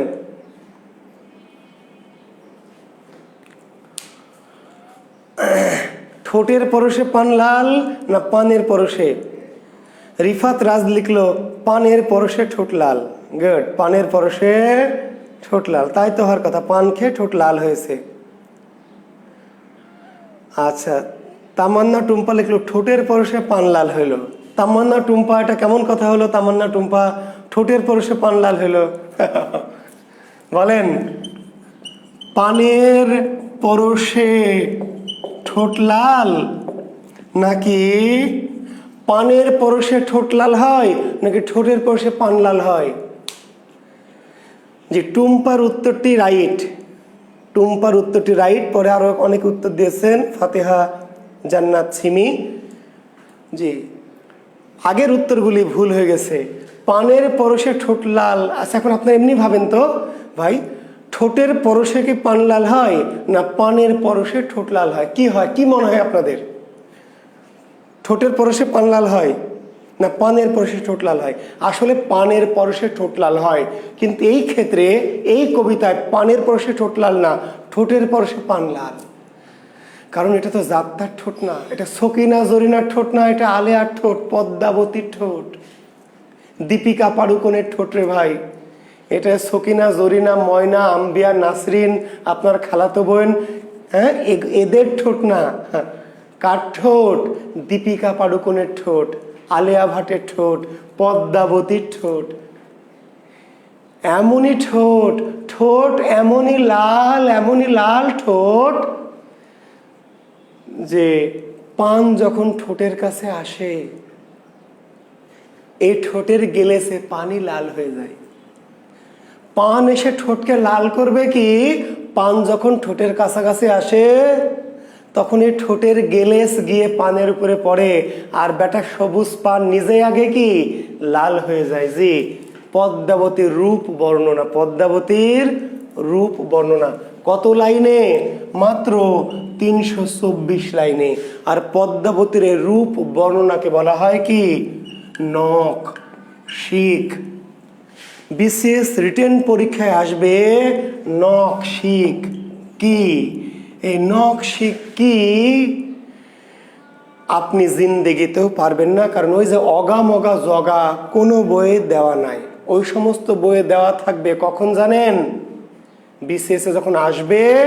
এবার আসুক অ্যাকচুয়ালি বিসিএসে রিটেনে নখ শিখ কি আপনি তো পারলেন না। এবার ওই বইওয়ালারা দেখবেন যে ঠিক ওই বই এবার দিবে, আপনি পরের বার ভাবেন যে এইবার আয় দেখি কেমন পারিস, ওইটা আর আসবে না, এবার অন্য কিছু আসবে। পদ্মাবতীর রূপ বর্ণনাকে বলা হয় নখ শিখ। নখ শিখ, তাহলে নখ শিখ কি? নখ এজ এ নখ, আর এই যে শিখ, নখ মানে পায়ের নখ, আর শিখ মানে সিথি বা শিখর। পায়ের নখ থেকে মাথার সিথি বা শিখর পর্যন্ত নায়িকা দেহের রূপের বর্ণনাকে বলা হয় নখ শিখ। নখ শিখ কি? পায়ের নখ থেকে শুরু করে কি মাথার সিথি শিখর শীর্ষ পর্যন্ত নায়িকা দেহের রূপের বর্ণনাকে বলা হয় নখ শিখ। তো সেই বর্ণনা দেওয়া যাবে না, রোজা তো এমনিতেই হালকা হয়ে যায় সাহিত্য পড়াতে গিয়ে, আর এই বর্ণনা যদি পড়ায় তাহলে রোজা কিন্তু কি এই দুপুরের আগেই খতম হয়ে যাবে। বুঝতে পারলেন? এই পদ্মাবতীর নাক কেমন, চোখ কেমন, চুল কেমন, ঠোঁট কেমন, গাল কেমন, গণ্ডদেশ কেমন, আরো মেলা কিছু আছে। চুল কেমন? চুলের যে দুটা বেনি, দুটা সাপের মতো, আর এমন অন্ধকার চুল যখন পদ্মাবতী খুলে দেয় কেশ, তখন চারদিকে অন্ধকার নেমে আসে, কিচ্ছু দেখা যায় না, পথ হারিয়ে যায়। এই চুলের দিকে তাকালে কি যে তাকাবে সে পথ হারিয়ে ফেলবে। আর যখন বেনি করে তখন বেনির গোছা মনে হয় যেন মাথাটা কি সাপের ফনা, একদম এসে ডাইরেক্ট কি সবল দিবে। ভুরু কেমন? ভুরু কামের কোদণ্ড ভুরু, এমনই বাঁকা ভুরু মনে হয় যেন কি ধনুক। বুঝতে পারলেন? এসে গেথে যায় বুকের মধ্যে। ভুরু এমনই বাঁকা, এই বাঁকা ভুরু ফলার মতো এসে কি হয় কলিজায় গেথে যায়। এই যে গেথে যায়, যতই টানেন আর কাম হবে না। চোখ কেমন? এই চোখের দিকে যখন তাকাবেন তখন আপনি এমনই ডুবে যাবেন, এমনই গভীরে ডুবে যাবেন যে আপনি আর এখান থেকে বের হতে পারবেন না। দাঁত কেমন? ডালিমের বিচির মতো। কেমন দাঁত? ডালিমের বিচি, হীরার মতো বলেছে, হীরার মতো, ডালিমের বিচির মতো। ঠোঁট কেমন? বলা যাবে না রে ভাই, বিপদ আছে। ওই যে ঠোঁটের বর্ণনায় তো তাম্বুল রাতুল হইল অধর পরশে। কমলার কোয়ার মতো নরম ঠোঁট, এবং ঠোঁট আবার কমলার কোয়ার মতো নরম, কিন্তু আবার কি এমনই লাল যে ঠোঁটের কাছে সে পান নিজেই লাল হয়ে যায়। তারপরে তাই না সিথি, তারপরে কপাল, তারপরে এই ভুরু কেমন, চোখ কেমন, নাক কেমন, ঠোঁট কেমন, চিবুক কেমন, গ্রীবা কেমন, তারপরে বক্ষস্থল কেমন, তারপরে পেট কেমন, জঙ্ঘাদেশ কেমন, নিতম্ব কেমন, অনেক কিছুর বর্ণনা আছে। তো সেই মারাত্মক বর্ণনা রোজার দিনে অন্তত বলা যাবে না। মাফও চাই, ক্ষমাও চাই, যে পারলে পড়ে নিন। আর সব মিলিয়ে, এ তো এক একটা অঙ্গের বর্ণনা, সব মিলিয়ে ব্যাপারটা কি? সব মিলিয়ে ব্যাপারটা হচ্ছে এমনই রূপ, যে রূপের দিকে যেই তাকাবে আবার বানিয়ে বলছেন, একটি লাইনও বানিয়ে বলছি না, পদ্মাবতী কাব্য থেকে বলছি। পদ্মাবতীর চেহারা এক একটু অঙ্গ তো এমন, আর সব মিলিয়ে পদ্মাবতী কেমন, এমনই সুন্দর চেহারা যে পদ্মাবতীর দিকে প্রথম যে তাকাবে, প্রথম দৃষ্টি পদ্মাবতীর চেহারা যার পড়বে, সেই বেটা সাথে সাথেই কি 33,000 ভোল্টের কারেন্টে হাত দিলে যেমন কাঁপতে কাঁপতে চিৎপটাং হয়ে যাবেন, পদ্মাবতীর দিকে প্রথম যে তাকাবে দর্শন মাত্রেই কি সংজ্ঞাহারা হবে, দর্শন মাত্রেই অজ্ঞান হয়ে যাবে। জি, আবার বলছি, একটি শব্দ বানিয়ে বললাম না। কোথা থেকে বলেছি? ওই যে পদ্মাবতী কাব্যের যে পদ্মাবতীর রূপ বর্ণনা, এই বর্ণনাটা কত লাইনে আছে? 324 লাইনে এই পদ্মাবতী রূপের বর্ণনা। আর এই বর্ণনাকে বাংলা সাহিত্যে বলা হয় কি নখশিক। এই পদ্মাবতী সিংহল, সিংহল সিংহল যে রাজ্য, এই সিংহল রাজ্যের রাজা গন্ধর্ব সেন, সিংহল রাজ্যের রাজার নাম কি? সিংহল রাজ্যের রাজা গন্ধর্ব সেন, রানী চম্পাবতী। সিংহল রাজ্যের রাজা গন্ধর্ব সেন, রানী চম্পাবতী, তাদের একমাত্র পরমা সুন্দরী কন্যা পদ্মাবতী।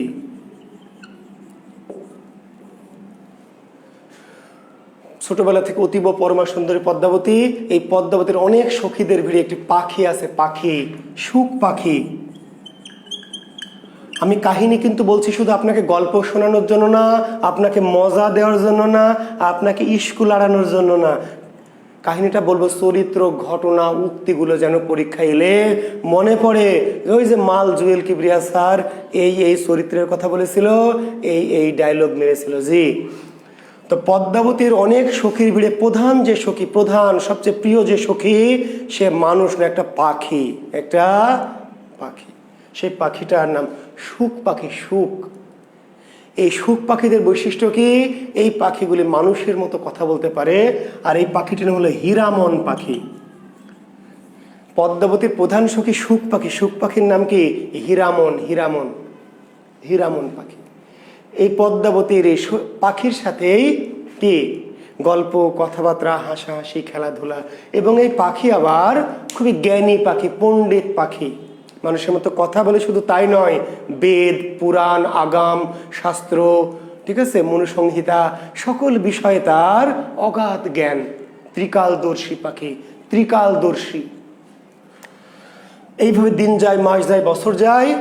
শিশু পদ্মাবতী আস্তে আস্তে কিশোরী হয়, এবং যখন কিশোরী হয় তখন হীরামনের সাথে সে খুনসুটি করে, গল্প করে। দুই কিশোরী 7-8 পড়ুয়া দুই বান্ধবী যেমন গল্প করে, 7-8 পড়ুয়া, মেয়েরা ভালো বুঝবেন, ছেলেদের না বোঝায় বলো। দুই কিশোরী 7-8-এ পড়ে বা 9-10-এ পড়ে, দুই বান্ধবী এক জায়গায় হলে দেখবেন খালি খুনসুটি করে, রসের আলাপ করে, রসাভাস। আলাউল বললেন যে রসাভাসের হইল আভাস। যখন প্রথম যৌবন আসে মেয়েদের দেহে, প্রথম যৌবনের আভাস লক্ষণ দেখা দেয়, তখন তাদের ভিতরে নানান কৌতূহল তৈরি হয়। তখন দুজন মেয়ে একসাথে হলেই তাদের এই সমস্ত রসের আলাপ করে। তো হীরামন আর পদ্মাবতীর রসের আলাপ এক সময়কে শুনে ফেলে রাজা গন্ধর্ব সেন। আড়াল থেকে শুনে রাজা খুবই বিরক্ত হয় যে আমার এই মেয়ে, এই মেয়ের সাথে বেটা বেয়াদ্দব পাখি সব আজে বাজে কথা বলছে। আমার মেয়েটাকে তো এই পাখি বেটা খারাপ বানিয়ে ফেলবে, এই মেয়ের সাথে এসব আজে বাজে কথা বলছে। এই বেটা বেয়াদ্দব পাখিকে রাখবই না। রাজা আদেশ দিলেন জল্লাদকে যে আজকে এই পাখিকে নিয়ে গিয়ে কি করো, কতল করে ফেলো। জল্লাদ এসে হীরামনকে ধরলো, কিন্তু পদ্মাবতী দেখে ফেলে বাঁচালো, হীরামনের প্রাণ বাঁচিয়ে দিল। কিন্তু হীরামন বুঝতে পারলো যে রাজা এই আদেশ, জল্লাদ তো এমনি এমনি তাকে মারতে আসবে না, নিশ্চয় রাজার আদেশ। কাজে হীরামন বলছে, উপলব্ধি করছে, পড়শি হইলে ক্রোধ গৃহেতে নাই ঠাই, নৃপতি হইলে ক্রোধ দেশেতে নাই ঠাই। পদ্মাবতী কাব্যের একটি প্রবাদ লিখে দিচ্ছি, লিখে নেন।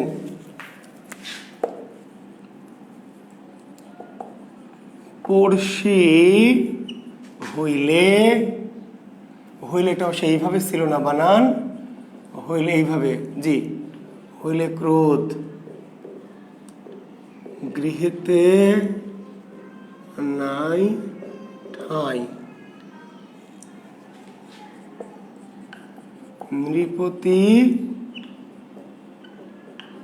হইলে ক্রোধ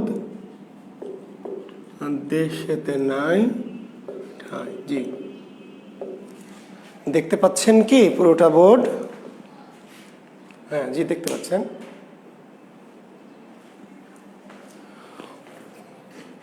যখন জল্লাদ তাকে ধরলো, ধরে পদ্মাবতী দেখে ফেলে বাঁচালো, কিন্তু হীরামন যেহেতু জ্ঞানী পাখি, বুদ্ধিমূলক, বুঝে নিল যে রাজা তাকে মারতে চায়, রাজা যাকে মারতে চায় তার বাঁচার কোনো কি উপায় নাই। বুঝতেছেন না বর্তমান দেশের পরিস্থিতি? রাজা যার প্রতি ক্রুদ্ধ হবে তার বাঁচার কোনো সুযোগ নাই। হীরামন বলছে, পড়শি হইলে ক্রোধ গৃহীতে নাই ঠাঁই। প্রতিবেশীর সাথে ঝগড়া, মারামারি, দ্বন্দ্ব, তাহলে বাড়িতে থেকে শান্তি নাই, বাড়ি ছেড়ে চলে যেতে হয়। প্রতিবেশী দেখলে মার দিবে, বা প্রতিবেশীর সাথে মারামারি, খুনাখুনি হতে পারে। এবার আমি রাজশাহী থেকে চলে গেলাম, পাবনায় চলে গেলাম, বা আপনারা চাইলে বরিশালে চলে গেলাম, বা নোয়াখালী গেলাম, তাই না? জি, হবিগঞ্জ চলে গেলাম, কক্সবাজার চলে গেলাম, ছাত্ররা থাকবোই না রাজশাহীতে। আমার প্রতিবেশীর সাথে আমার মারামারি, আমাকে যে কোনো সময় পারলে মেরে ফেলবে। তাহলে পড়শি হলে ক্রোধ গৃহীতে নাই ঠাঁই। কিন্তু শেখ হাসিনার সাথে যদি আমার কোনো দ্বন্দ্ব হয়, মাননীয় প্রধানমন্ত্রী শেখ হাসিনা যদি আমার প্রতি কোনো কারণে বিরাগভাজন হন, আমার প্রতি রুষ্ট হন, তাহলে রাজশাহী থেকে পাবনা যাব পালিয়ে, বা বগুড়া যাব, বা সিরাজগঞ্জ যাব, বা বরিশাল যাব, কাম হবে? এই দেশ থেকে পালাইতে হবে। তাহলে অনন্য কারণের দেশ ইন্ডিয়া যাইতে হবে, আর সেখানে গিয়েও লাভ হবে না, শেখ হাসিনা ওখান থেকে আবার ধরে আনবে।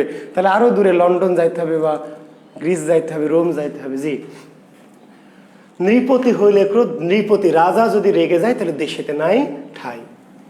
হীরামন জ্ঞানী পাখি বুঝে ফেললো যে পদ্মাবতী তো তাকে বাঁচালো, কিন্তু রাজা যদি রেগে যায় কতবার বাঁচাবে? বারবার তো বাঁচাতে পারবে না, কাজেই এখানে আর থাকা যাবে না। হীরামন চলে গেল, উড়ে চলে গেল, পালিয়ে গেল। পদ্মাবতী এক সময় যখন চোখের আড়াল হলো, তখন হীরামন পালিয়ে গেল। হীরামন পালিয়ে চলে গেল জঙ্গলে, জঙ্গলে গিয়ে সুখে শান্তিতে থাকতে লাগলো। কিন্তু হঠাৎ করে একজন শিকারী, ব্যাদ শিকারীর হাতে ধরা পড়লো। শিকারী তাকে ধরে নিয়ে গিয়ে দেখে যে পাখি মানুষের মতো কথা বলে। শিকারী তো অবাক যে মানুষের মতো কথা বলে, এত সুন্দর। তখন এই পাখিটিকে নিয়ে গেল কি গোহারি রাজ্যে রাজা হচ্ছে Ratnasen.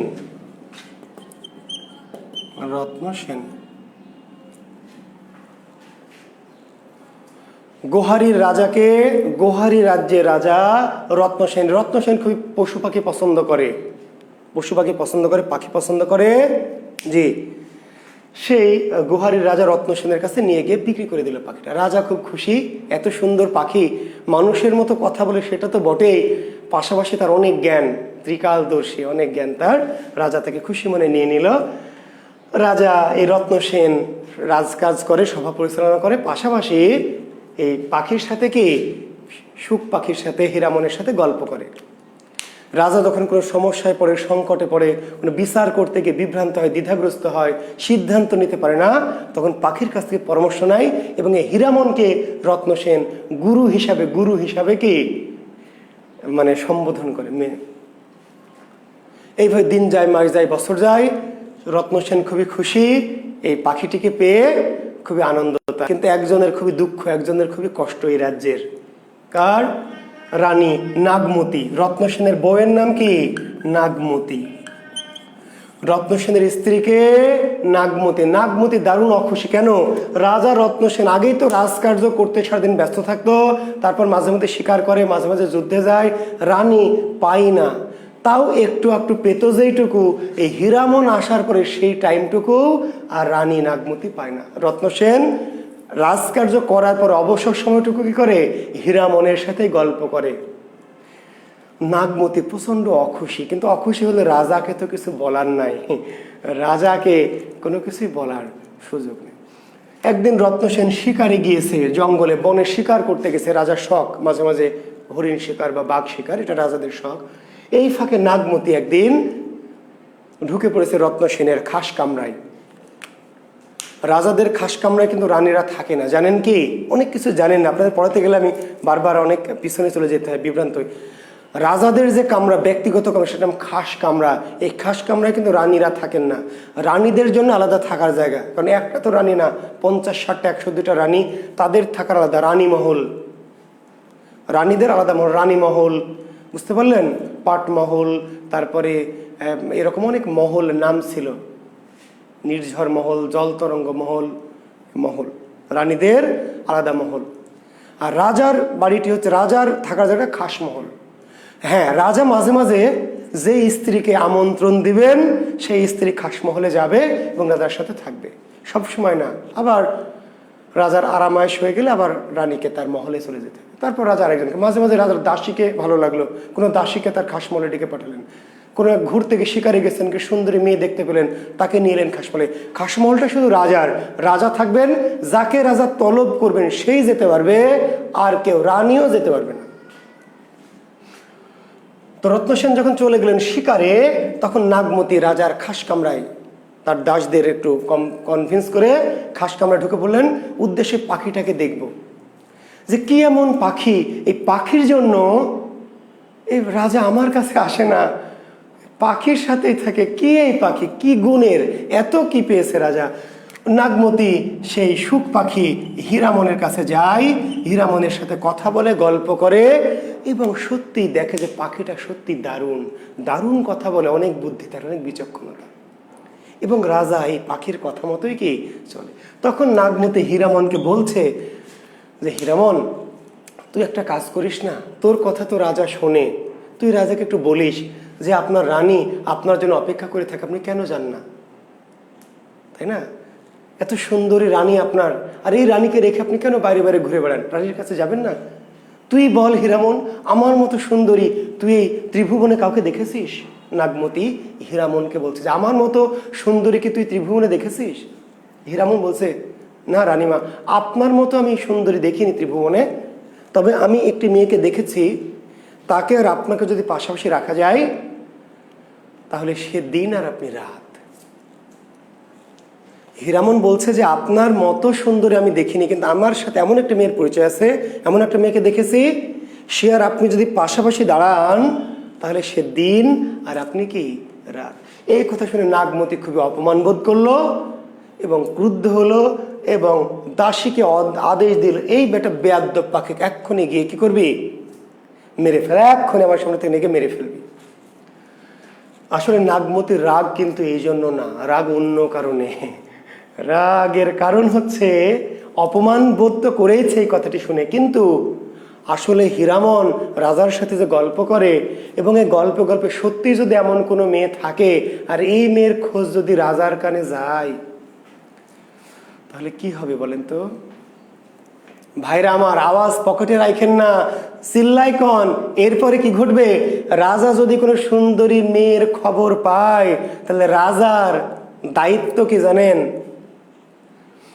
By hook or by crook ওই সুন্দরীকে নিজের কাছে নিয়ে আসা।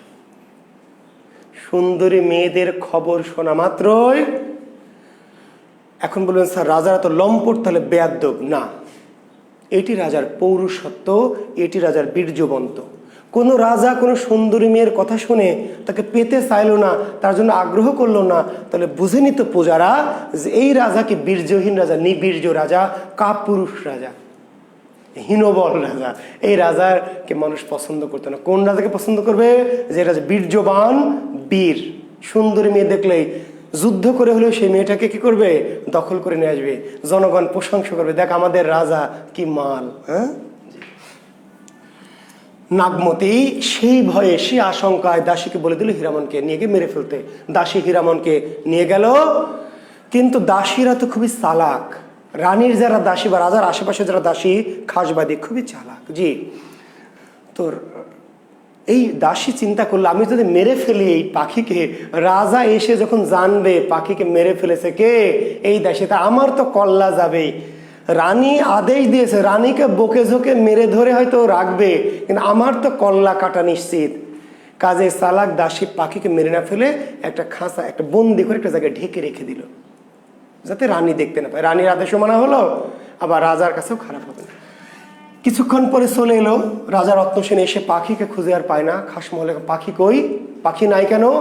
এবার যারা দারোয়ান ছিল, যারা শাস্ত্রী ছিল, দায়িত্ব ছিল, এইবার সবাইকে লাইন দাঁড় করে মায়ের সাব কেন শুরু করলো, বেটা বেয়াদব, এই পাখি আমার ঘর থেকে যাবে কেমনে? যাওয়ার কথা না, তোরা যে এতজন ছিলি দাস দাসী চাকর বাকর, কি করে গেল, কোথায় গেল? সব কটাকে আজকে ফাঁসিতে ঝুলাবো সব কটা। তখন ওই দাসী এসে বলে দিল, হুজুর আছে, আমি নিয়ে আসছি। তখন দাসী পাখিটাকে নিয়ে এলো। পাখিটাকে নিয়ে এলে রাজা খুব আশ্চর্য হলো যে পাখিকে জিজ্ঞেস করলো, হীরামনকে জিজ্ঞেস করলো, হীরামন কি এমন ঘটলো যে তোকে এভাবে লুকিয়ে রাখলো, কি হয়েছিল তুই বলতো? তো বলছে, হুজুর আমি তো আসলে কিছু বুঝি নাই, আমাকে রানীমা এসেছিল, রানীমা এসে আমাকে নানান কথায় কথায় জিজ্ঞেস করলো যে বলতো তুই আমার মতো কোনো সুন্দরী দেখেছিস কিনা। তো আমি তখন বললাম যে আপনার মতো দেখিনি, তবে আমি একটা মেয়ে দেখেছি যার নাম পদ্মাবতী, সে অনেক সুন্দর। বলছে তাই নাকি, সুন্দর? তো এই সুন্দরের কথা শুনে রানী রেগে গেল। বলছে হ্যাঁ রেগে গেল। কেমন সুন্দর বলতো? হীরামন তো একটু বলতো কেমন সুন্দর। তখন হীরামন ওই যে 324 লাইনে, ওই যে লাইনগুলি দু একটা মারলাম, কিংবা 35 যে লাইন আসলো, ওই লাইনগুলির এই উক্তিগুলি কার, সৌন্দর্যের বর্ণনাটা দিয়েছে কে? হীরামন। হীরামন, জি। তাম্বুল রাতুল হইল অধর পরশে, এই উক্তি কার? হীরামন পাখির।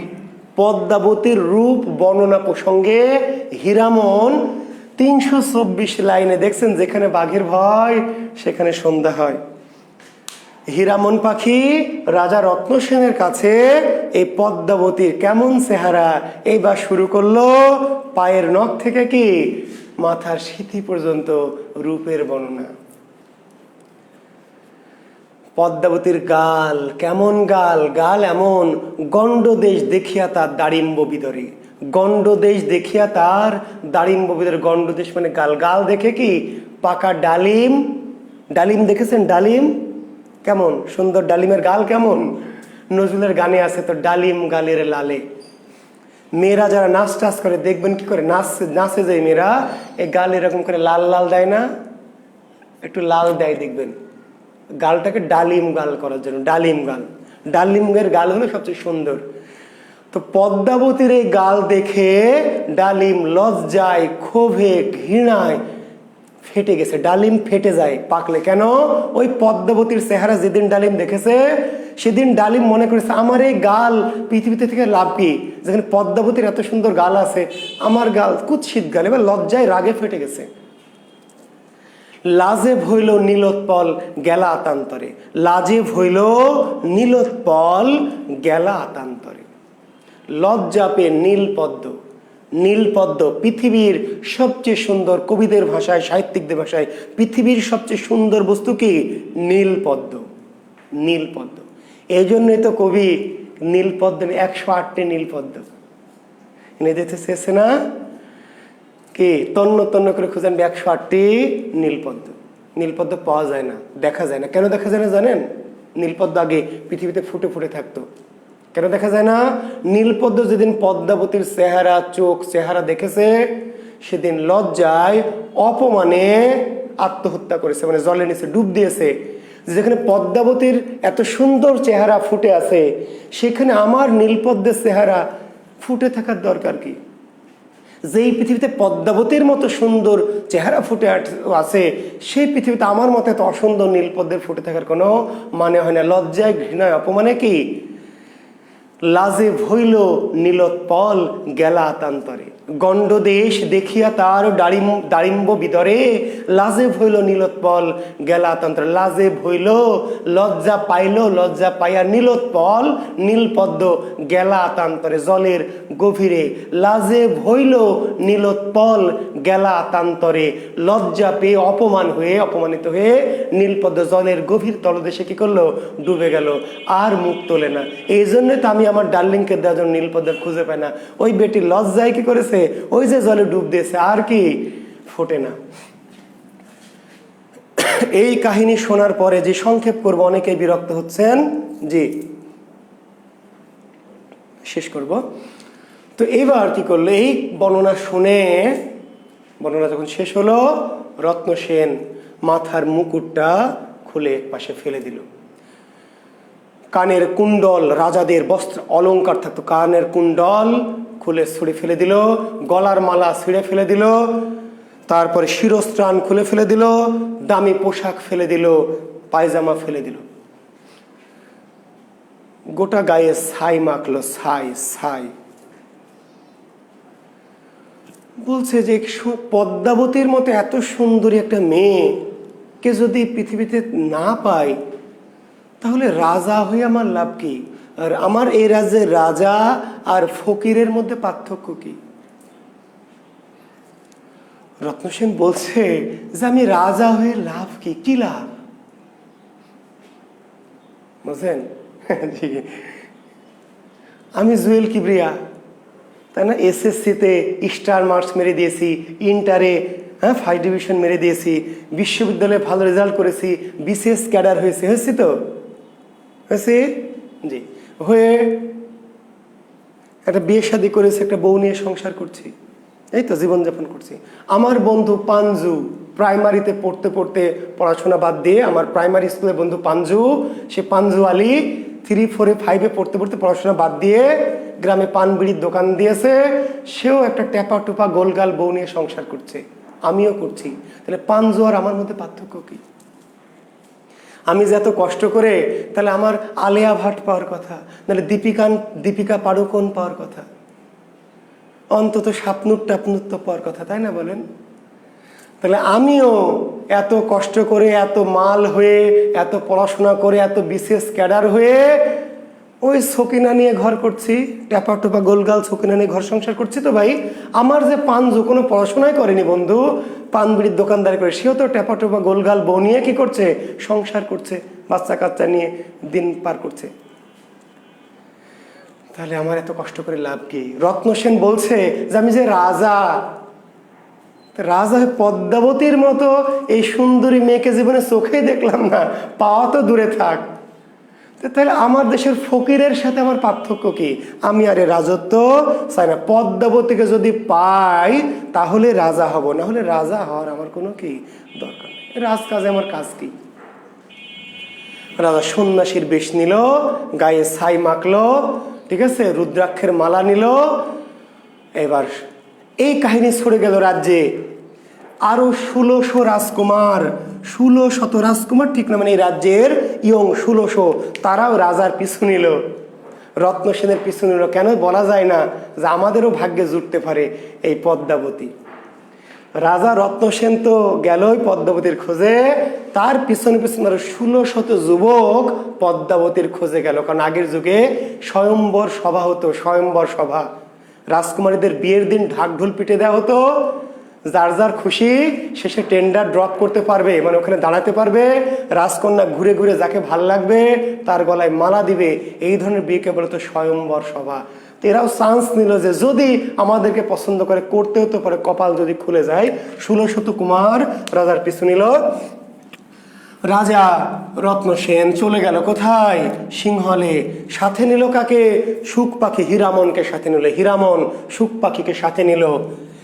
হীরামন ওই সিংহলের, তো সিংহল তো কি একটা রাজ্য, নিশ্ছিদ্র রাজ্য, সেখানে প্রবেশ করা যাবে না, একটা রাজ্য থেকে আরেক রাজ্যে যাওয়া তো যাবে না, সৈন্য সামন্ত দিয়ে ঘেরা। সিংহলের পাশে যে একটি বন, সেই বনে একটা মন্দির ছিল, মহাদেবের মন্দির, শিবের মন্দির। সিংহল রাজ্যের বাইরে সীমানা প্রাচীরের বাইরে একটা জঙ্গল ছিল, সেই জঙ্গলে মহাদেব শিবের মন্দির ছিল।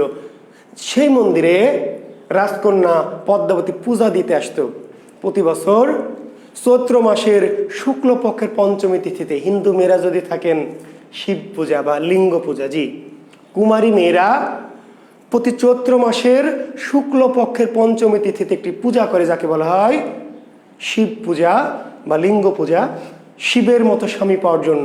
তো পদ্মাবতী সেই পূজাটা করতে যেত ওখানে। হীরামন বলল যে এখানে তুমি রাজ্যে যেও না, রাজ্যে গেলে বিপদ হবে।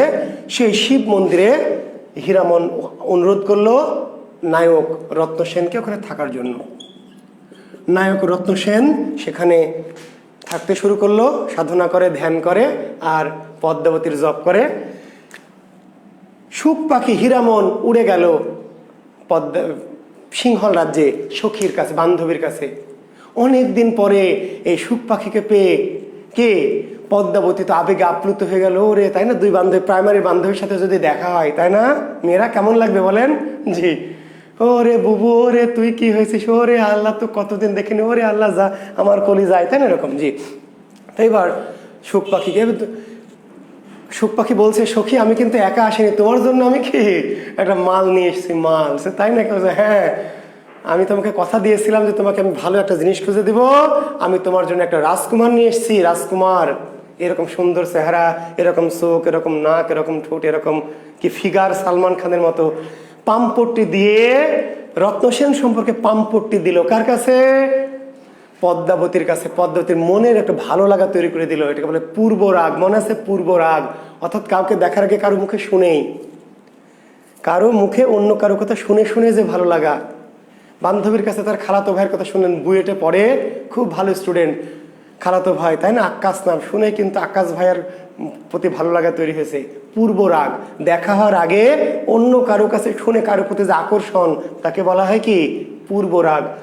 কি করলো ওই হীরামন পাখি পদ্মাবতীর মধ্যে রত্নসেন সম্পর্কে কি ভালো ভালো প্রশংসা করে পূর্বরাগ জন্মিয়ে দিল। তারপর নির্ধারিত সময়, নির্ধারিত দিনে, শুক্লপক্ষের পঞ্চমী তিথিতে, চৈত্র মাসের, সেই পদ্মাবতী চলে গেল সে শিব মন্দিরে পূজা করতে। সৈন্য সামন্ত সখী টুখি নিয়ে গেল, সবাই মন্দিরের বাইরে থাকলো, মন্দিরের বাইরে। আর পদ্মাবতী ঢুকলো মন্দিরে, ঢুকে শিব পূজা করবে। পাশে দেখে সন্ন্যাসী সাধু বাবা, আগে জানে কিন্তু হীরামন বলে দিয়েছে সাধুর বেশে আছে তোমাকে পাওয়ার জন্য।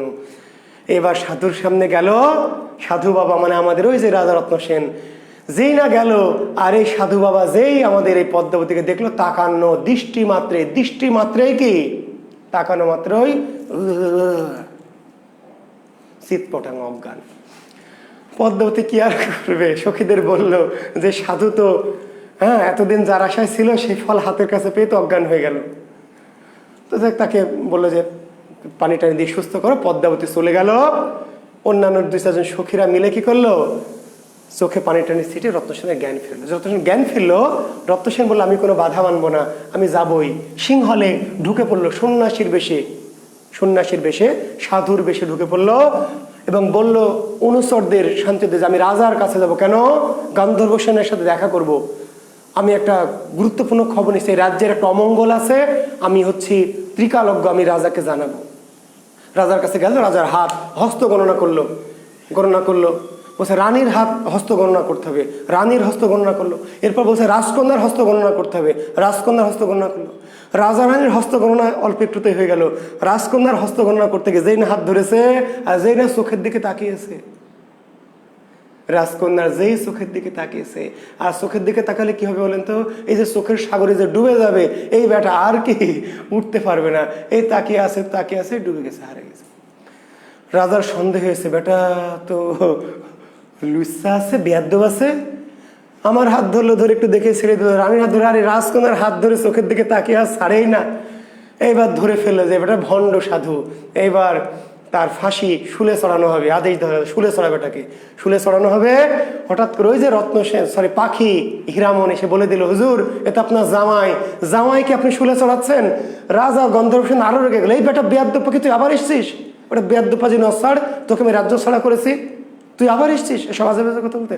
বলছে হুজুর আমি আজে বাজে কথা বলছি না, যদি সত্য না হয় আপনার মেয়েকে জিজ্ঞেস করেন, সত্য না হলে আপনি ওনার সাথে আমাকে শুলে চড়িয়েন, এটা আপনার জামাইকে শুলে চড়ালে আপনারই দুঃখ হবে। পদ্মাবতী পাশে জিজ্ঞেস করা হলো, তুমি কি এই চেনো, ওনাকে চেনো? কিছুই বললো না। পদ্মাবতী মাথা নিচু করে থাকলো। বুঝে ফেললো রাজারা জ্ঞানী হন, মৌনতা সম্মতির লক্ষণ। যদি না চিনতো তাহলে তো বলতো না আমি চিনি না, বেয়াদ্দব লোক আমার হাত ধরেছে বা আমার সাথে খারাপ আচরণ করেছে। যখন রাজকন্যা কিছুই বললো না, মাথা নিচু করে থাকলো, রাজা বুঝে ফেললো এবং পরিচয় নিয়ে জানলো যে আসলে সাধারণ কোনো মানুষটা, সাধু সন্ন্যাসী না, বন্ড নাকি, এটি গোহারির রাজা রত্নসেন। তখন তার গায়ের কালিটালি ধুয়ে ভালো পোশাক পরিয়ে, বস্ত্র পরিয়ে পদ্মাবতীর সাথে বিয়ে দেওয়া হলো এবং সিংহলে একটি রাজপ্রাসাদ বানিয়ে দেওয়া হলো। সেখানে তারা সুখে শান্তিতে বাস করতে লাগলো। না কাহিনী শেষ না, কাহিনী শুরু। জি, কাহিনী এখনো শুরু হয়নি আসলে। জি, বিরক্ত হলে আমাকে ছেড়ে চলে যাবেন, পরে পারলে দেখবেন, না হলে না দেখবেন। জি, এইভাবে দিন যায়, মাস যায়, বছর যায়, রত্নসেন আর পদ্মাবতী সুখে শান্তিতে দিন কাটাতে লাগলো। কাহিনী শেষ না? ওই যে স্ত্রী নাগমতি, নাগমতি যে আছে রাজ্যে, আছে না, রাজ্যে আছে না? তো সেই রাজ্যে নাগমতি দিন যায়, মাস যায়, বছর যায়, স্বামীর জন্য অপেক্ষা করে আছে। স্বামী আসে না, আসে না। স্বামী একটা সুন্দরী মেয়েকে খোঁজ পেয়েছে, তাকে আনতে গেছে, সেটা তো স্বাভাবিক, রানীর কিছু করে না, কিন্তু নিয়ে তো আসবে, কিন্তু আসে না।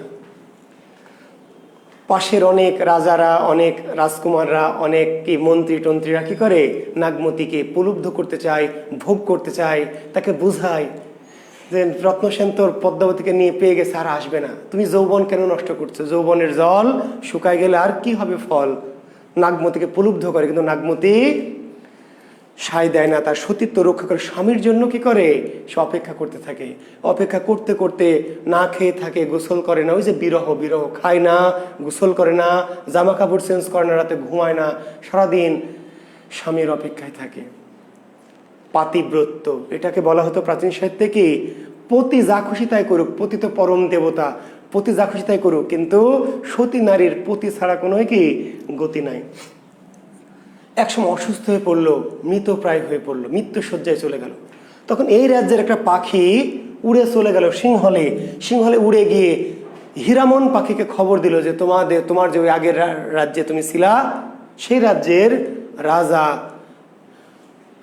আচ্ছা, একটু ভুল করেছে, আমি বারবার মাথার মধ্যে আনার চেষ্টা করছি। এই রাজ্যটার নাম হচ্ছে চিতোর রাজ্য। শিক্ষার্থী বন্ধু একটু দুঃখ প্রকাশ করছে আমি, রত্নসেনের রাজ্যটার নাম গোহারি না, চিতোর। চিতোর, জি, একটু মিস্টেকটা ঠিক করে নেন, বয়স হয়ে গেছে তো মাঝে মাঝে একটু মিস্টেক করে ফেলে। যে চিতোর রাজ্য, রত্নসেন কোন রাজ্যের রাজা, গোহারি বলেছিলাম, কেটে দেন, চিতোর রাজ্যের রাজা। তো পাখি কি বলছে, তোমাদের যে চিতোর রাজ্য ছিল, তুমি আগে যে ছিল, সে রাজ্যে রানী নাগমতি সে কি মৃত্যুশয্যায় চলে গেছে, এই রাজাকে খবরটা দিও। রাজা রত্নসেনকে খবর দিল সুখ পাখি যে না, রানী নাগমতি মৃত্যুশয্যায়। এবার রত্নসেনের মনে পড়লো যে ও তাই তো, আমার তো স্ত্রী আছে, বুঝলেন না, নতুন বউ পেয়ে আগের বউয়ের কথা মনে নাই, এবার খবর পেয়ে মনে পড়লো, ওহো তাই তো, আমার যে একটা বউ আছে। এবার রানীকে জানালো, পদ্মাবতীকে জানালো। পদ্মাবতীকে জানালে পদ্মাবতী বললো যে ঠিক আছে, অবশ্যই তুমি তো যাবে, তোমার স্ত্রীর কাছে যাবে, সমস্যা নেই। আগের যুগে রানী যারা হতো তাদের মন অনেক বড় থাকতো, উদার, তারা জানতো যে রাজাদের একাধিক বউ থাকবে, এটি কিন্তু অপরাধ না, কোনো মানে পাপ না, এবং এটির জন্য রাজাকে কোনো দোষারোপ করতে হবে না। জি, কিন্তু রত্নসেন শ্বশুরের কাছে বললো যে আমার রাজ্যের জনগণ আমার জন্য অধীর হয়েছে, অস্থির হয়েছে, এবং রাজ্য আমি ছাড়া চলছে না, কাজেই আমাকে আদেশ করুন, আমি রাজ্যে যাব। শ্বশুর বললেন তথাস্তু। হাতি ঘোড়া লোক লস্কর সোনাদানা গজমতি সুনি পান্না দিয়ে, অনেক দাস দাসী দিয়ে রত্নসেনকে পদ্মাবতীকে সাথে দিয়ে রাজ্য চিতোরে পাঠিয়ে দেওয়া হলো। অতঃপর তারা সুখে শান্তিতে বাস করতে লাগলো, সুখে শান্তিতে। জি, রাজা রত্নসেন, রানী নাগমতি আর কি পদ্মাবতী সুখে শান্তিতে বাস করতে লাগলো। রাজ্যের প্রজারা আরো খুশি যে যাক, আমাদের রাজা মাল পদ্মাবতীকে নিয়েছে, প্রজাদের গর্ব। রাজার গর্ব মানে কি, প্রজাদের গর্ব, বুঝতে পারলেন? প্রজারা দারুণ খুশি যে আমাদের রানী খুবই সুন্দরী। একজন অখুশি, একজন, তার নাম রাঘব সেতন। চরিত্রগুলি মনে রাখবেন, কে? রাঘব সেতন। চিতোর রাজ্যের একজন পণ্ডিত, চিতোর রাজ্যের একজন মহাপণ্ডিতের নাম হচ্ছে রাঘব সেতন। এই রাঘব সেতন শুনেছে যে নতুন রানী পদ্মাবতী পরমা সুন্দরী। এই ব্যাটা একটু আমার মতো টাইপের একটু সুন্দরী মেয়ের কথা শুনলে একটু দেখতে ইচ্ছা করে, মাথা ঠিক থাকে না আর কি, হ্যাঁ, একটু আমার মতো একটু বদ টাইপের। তো যখন শুনলো যে রানী এত সুন্দরী, কিন্তু রানীকে তো দেখা যায় না, কেন? রানীরা যেখানে থাকেন সেখানে প্রবেশ সকল পুরুষ, কোনো পুরুষের প্রবেশ সেখানে নাই। রানীদের অন্দরমহলে শুধু দাসীরা যেতে পারবে, সাতটি মহল পার হয়ে রানীদের অন্দরমহল থাকে, সেখানে কোনো ছেলে মানুষ প্রবেশ করতে পারে না। রানীরা সচরাচর কি বাইরেও আসে না, কখনো দেখেনি। খুবই শখ যে রাজা রত্নসেন যদি পুরো পদ্মাবতীকেই পায়, সব কিছুই পায়, চোখ নাক ঠোঁট কান, তো আমরা কি একবার দেখতেও পাবো না? রাঘব সেতন যেহেতু পণ্ডিত, তার গর্ব অহংকার, আমি এত বড় পণ্ডিত, আমার তো একটা কোঠা আছে, তাই না? ভাই যদি পাই 16 আনা, আমি কি পাবো না? দেবর বলছে 12 আনা ছাইড়া দিলাম, পাবো তো 4 আনা। হ্যাঁ, আগের যুগের দেবররা ভাবতো যে ভাই যদি পাই 16 আনা, আমি কি পাবো না? 12 আনায় ছাড়া দিলাম, পাবো তো 4 আনা। রাঘব সেতন মাছ আমি 12 আনায় ছেড়ে দিলাম, 4 আনা একটু দেখার তো সৌভাগ্য হবে আমার। কিন্তু রাজা কখনোই দেখতে দেয় না। রাঘব সেতন বুদ্ধি করলো, পণ্ডিত যে পণ্ডিত চালাক, একদিন দাসীদের বেশ নিল। দাসী, আগের যুগে দাসীরা নিকাব পরে থাকতো, নিকাব, নিকাবে ঢাকা থাকতো, চোখ দুটো খোলা, নিকাব পরে থাকতো। দাসী নিকাব পরে, বোরখার নিকাব পরে দাসী সেজে চলে গেল কোথায়? অন্দরমহলে, রানী পদ্মাবতীর কামরায় গিয়ে দরজাটা একটু ফাঁক করে, ভাবছে একটুখানি দেখে কি করে চলাবে। দাসী হয়ে ঢুকেছে, কেউ তার ভাবছে না, দাসী মেয়েদের রূপ ধরে গেছে। পদ্মাবতীর কামরায় গিয়ে দরজাটা একটু ফাঁক করে, পর্দাটা একটু ফাঁক করে পদ্মাবতীর দিকে তাকিয়েছে। পদ্মাবতীর দিকে যেই তাকিয়েছে, আর ওই যে 33,000 ভোল্ট ঝালাক পদ্মাবতীর রূপের যে ঝালাক, এই ঝালাক এসে চোখে লেগেছে। আর লাগলে কি হবে বলেন তো? চিৎপটাং হয়ে পড়ে গেছে। তখন পদ্মাবতী বলছে, দেখ তো কোন দাসী পড়ে গেল, মাথা টাথা ঘুরে কি হয়েছে? তো অন্য দাসীরা গিয়ে দেখে সত্যি তো একটা দাসী পড়ে গেছে। এবার মাথায় পানি টানি ছিটাবে, নিকাব খুলে দেখে দাসী না, দাসা, এবং ছোটখাটো দাসা না, মহাদাসা, রাঘব চেতন দাসা। এবার রুটে গেল যে রাঘব চেতন এই পণ্ডিত কি ঢুকেছে রানী পদ্মাবতীর কামরায়। এইবার এটা একটু অপরাধ, মারাত্মক অপরাধ। বিনা অনুমতিতে রানীর কামরায় কোনো ছেলেমেয়ে ঢুকলে তার শাস্তি ডাইরেক্ট কি? কতল, একদম ডাইরেক্ট কতল। তো রত্নসেন রাঘব চেতনকে কতল না করে বলে, তোমাকে ক্ষমা করে দিলাম, কতল করলাম না, কিন্তু তুমি আমার রাজ্যকে দীর্ঘদিন ধরে সার্ভিস দিয়েছো, সেবা দিয়েছো, কিন্তু তুমি আমার এই রাজ্যে থাকতে পারবে না, এক্ষুনি রাজ্য থেকে বেরিয়ে যাও। প্রচন্ড অপমান করে রাজ্য থেকে বের করে দিল। রাঘব চেতন চলে গেল কোথায়? দিল্লির বাদশাহ কে? আলাউদ্দিন খিলজি। দিল্লির বাদশার নাম কি? আলাউদ্দিন খিলজি। দিল্লির বাদশাহ আলাউদ্দিন খিলজির দরবারে চলে গেল। কেন চলে গেল? উদ্দেশ্য কি? উদ্দেশ্য হচ্ছে, বলে গেল রাঘব চেতন যে আমি দেখার জন্য এত পাপ অপরাধ হলো, তুমি পুরোটাই নিচ্ছ, তোমাকে আমি পদ্মাবতীকে পাওয়াচ্ছি। দাঁড়ো, রাঘব চেতন বলে গেল মনে মনে যে আমাকে যে অপমান করলে সমস্ত শাস্তি তোমাকে আমি দিচ্ছি। দিল্লির বাদশাহ আলাউদ্দিন খিলজির দরবারে গিয়ে প্রার্থনা করলো, সাক্ষাৎ প্রার্থনা করলো। আলাউদ্দিন খিলজি দিল্লির, গোটা ভারতবর্ষের দিল্লির বাদশাহ, আর চিতোর বা অন্যান্য ছোট ছোট রাজ্য। তো এই ছোট রাজ্য চিতোরের একজন পণ্ডিত বা সভাসদ এসছে দিল্লির বাদশাহ আলাউদ্দিন খিলজির সাথে দেখা করার জন্য। তো বাদশাহ এক সময় তার সিরিয়াল এলো, তাকে সময় দিলেন দেখা করার জন্য। দেখা পেলেন।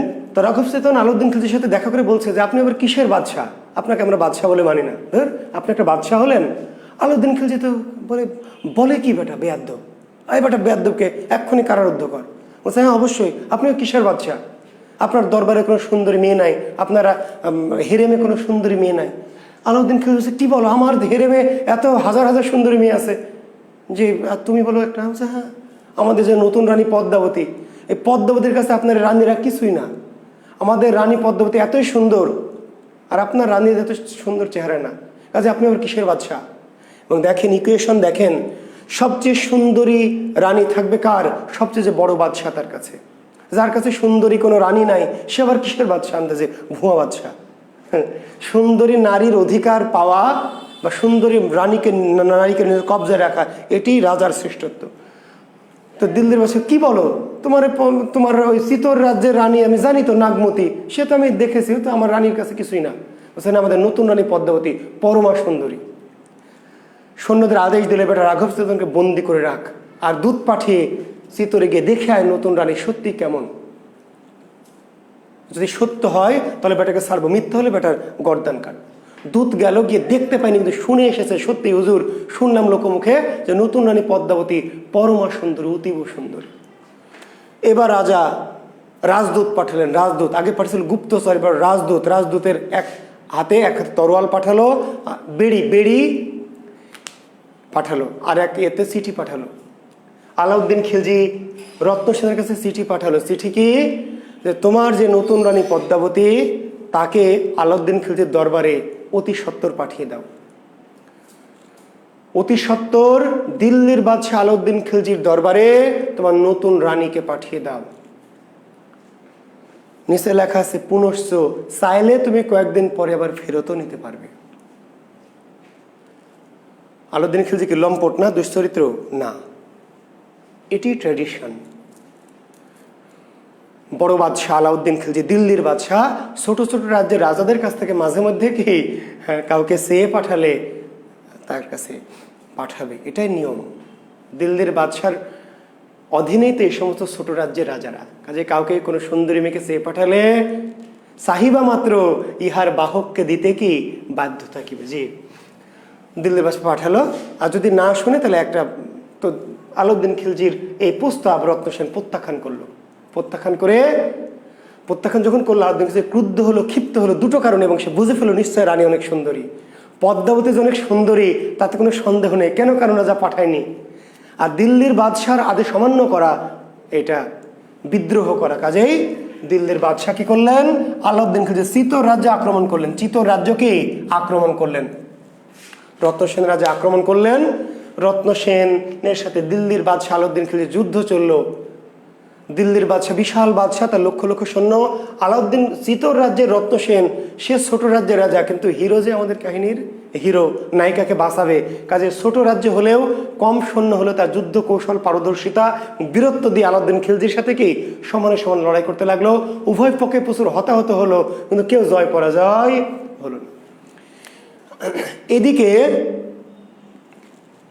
অন্যদিকে দিল্লির বাদশাহ এদিকে যুদ্ধে রত, এই ফাঁকে দিল্লি আক্রমণের পরিকল্পনা করছে শত্রুরা। ইতিহাস আসলে কাহিনী বলা খুব মুশকিল ইতিহাস না জানলে। দিল্লির বাদশাহ এদিকে এই চিতোর নিয়ে ব্যস্ত, চিতোর আক্রমণ করছে সৈন্য টন্য নিয়ে দিল্লির বাদশাহ, আর দিল্লির রাজ্যটা কি ফাঁকা। তাহলে দিল্লির বাদশাদের বা মোগলদের কি শত্রুরা আছে না? শত্রুরা চিন্তা করলে এই তো সুযোগ, দিল্লির বাদশাহ ওইদিকে চিতোরে আছে সৈন্য নিয়ে, এই ফাঁকে দিল্লি আক্রমণ করতে হবে, তাহলে কেল্লা ফাতে। দুধ গিয়ে খবর দিল আলাউদ্দিন খিলজিকে, হুজুর শত্রুরা দিল্লির দিকে আগাচ্ছে, দিল্লি কিন্তু অরক্ষিত, দিল্লি কিন্তু যে কোনো সময় দখল করে নেবে শত্রুরা। আলাউদ্দিন খিলজি চিন্তা করলো যে এত মহাবিপদ, দিল্লি তো হারানো যাবে না,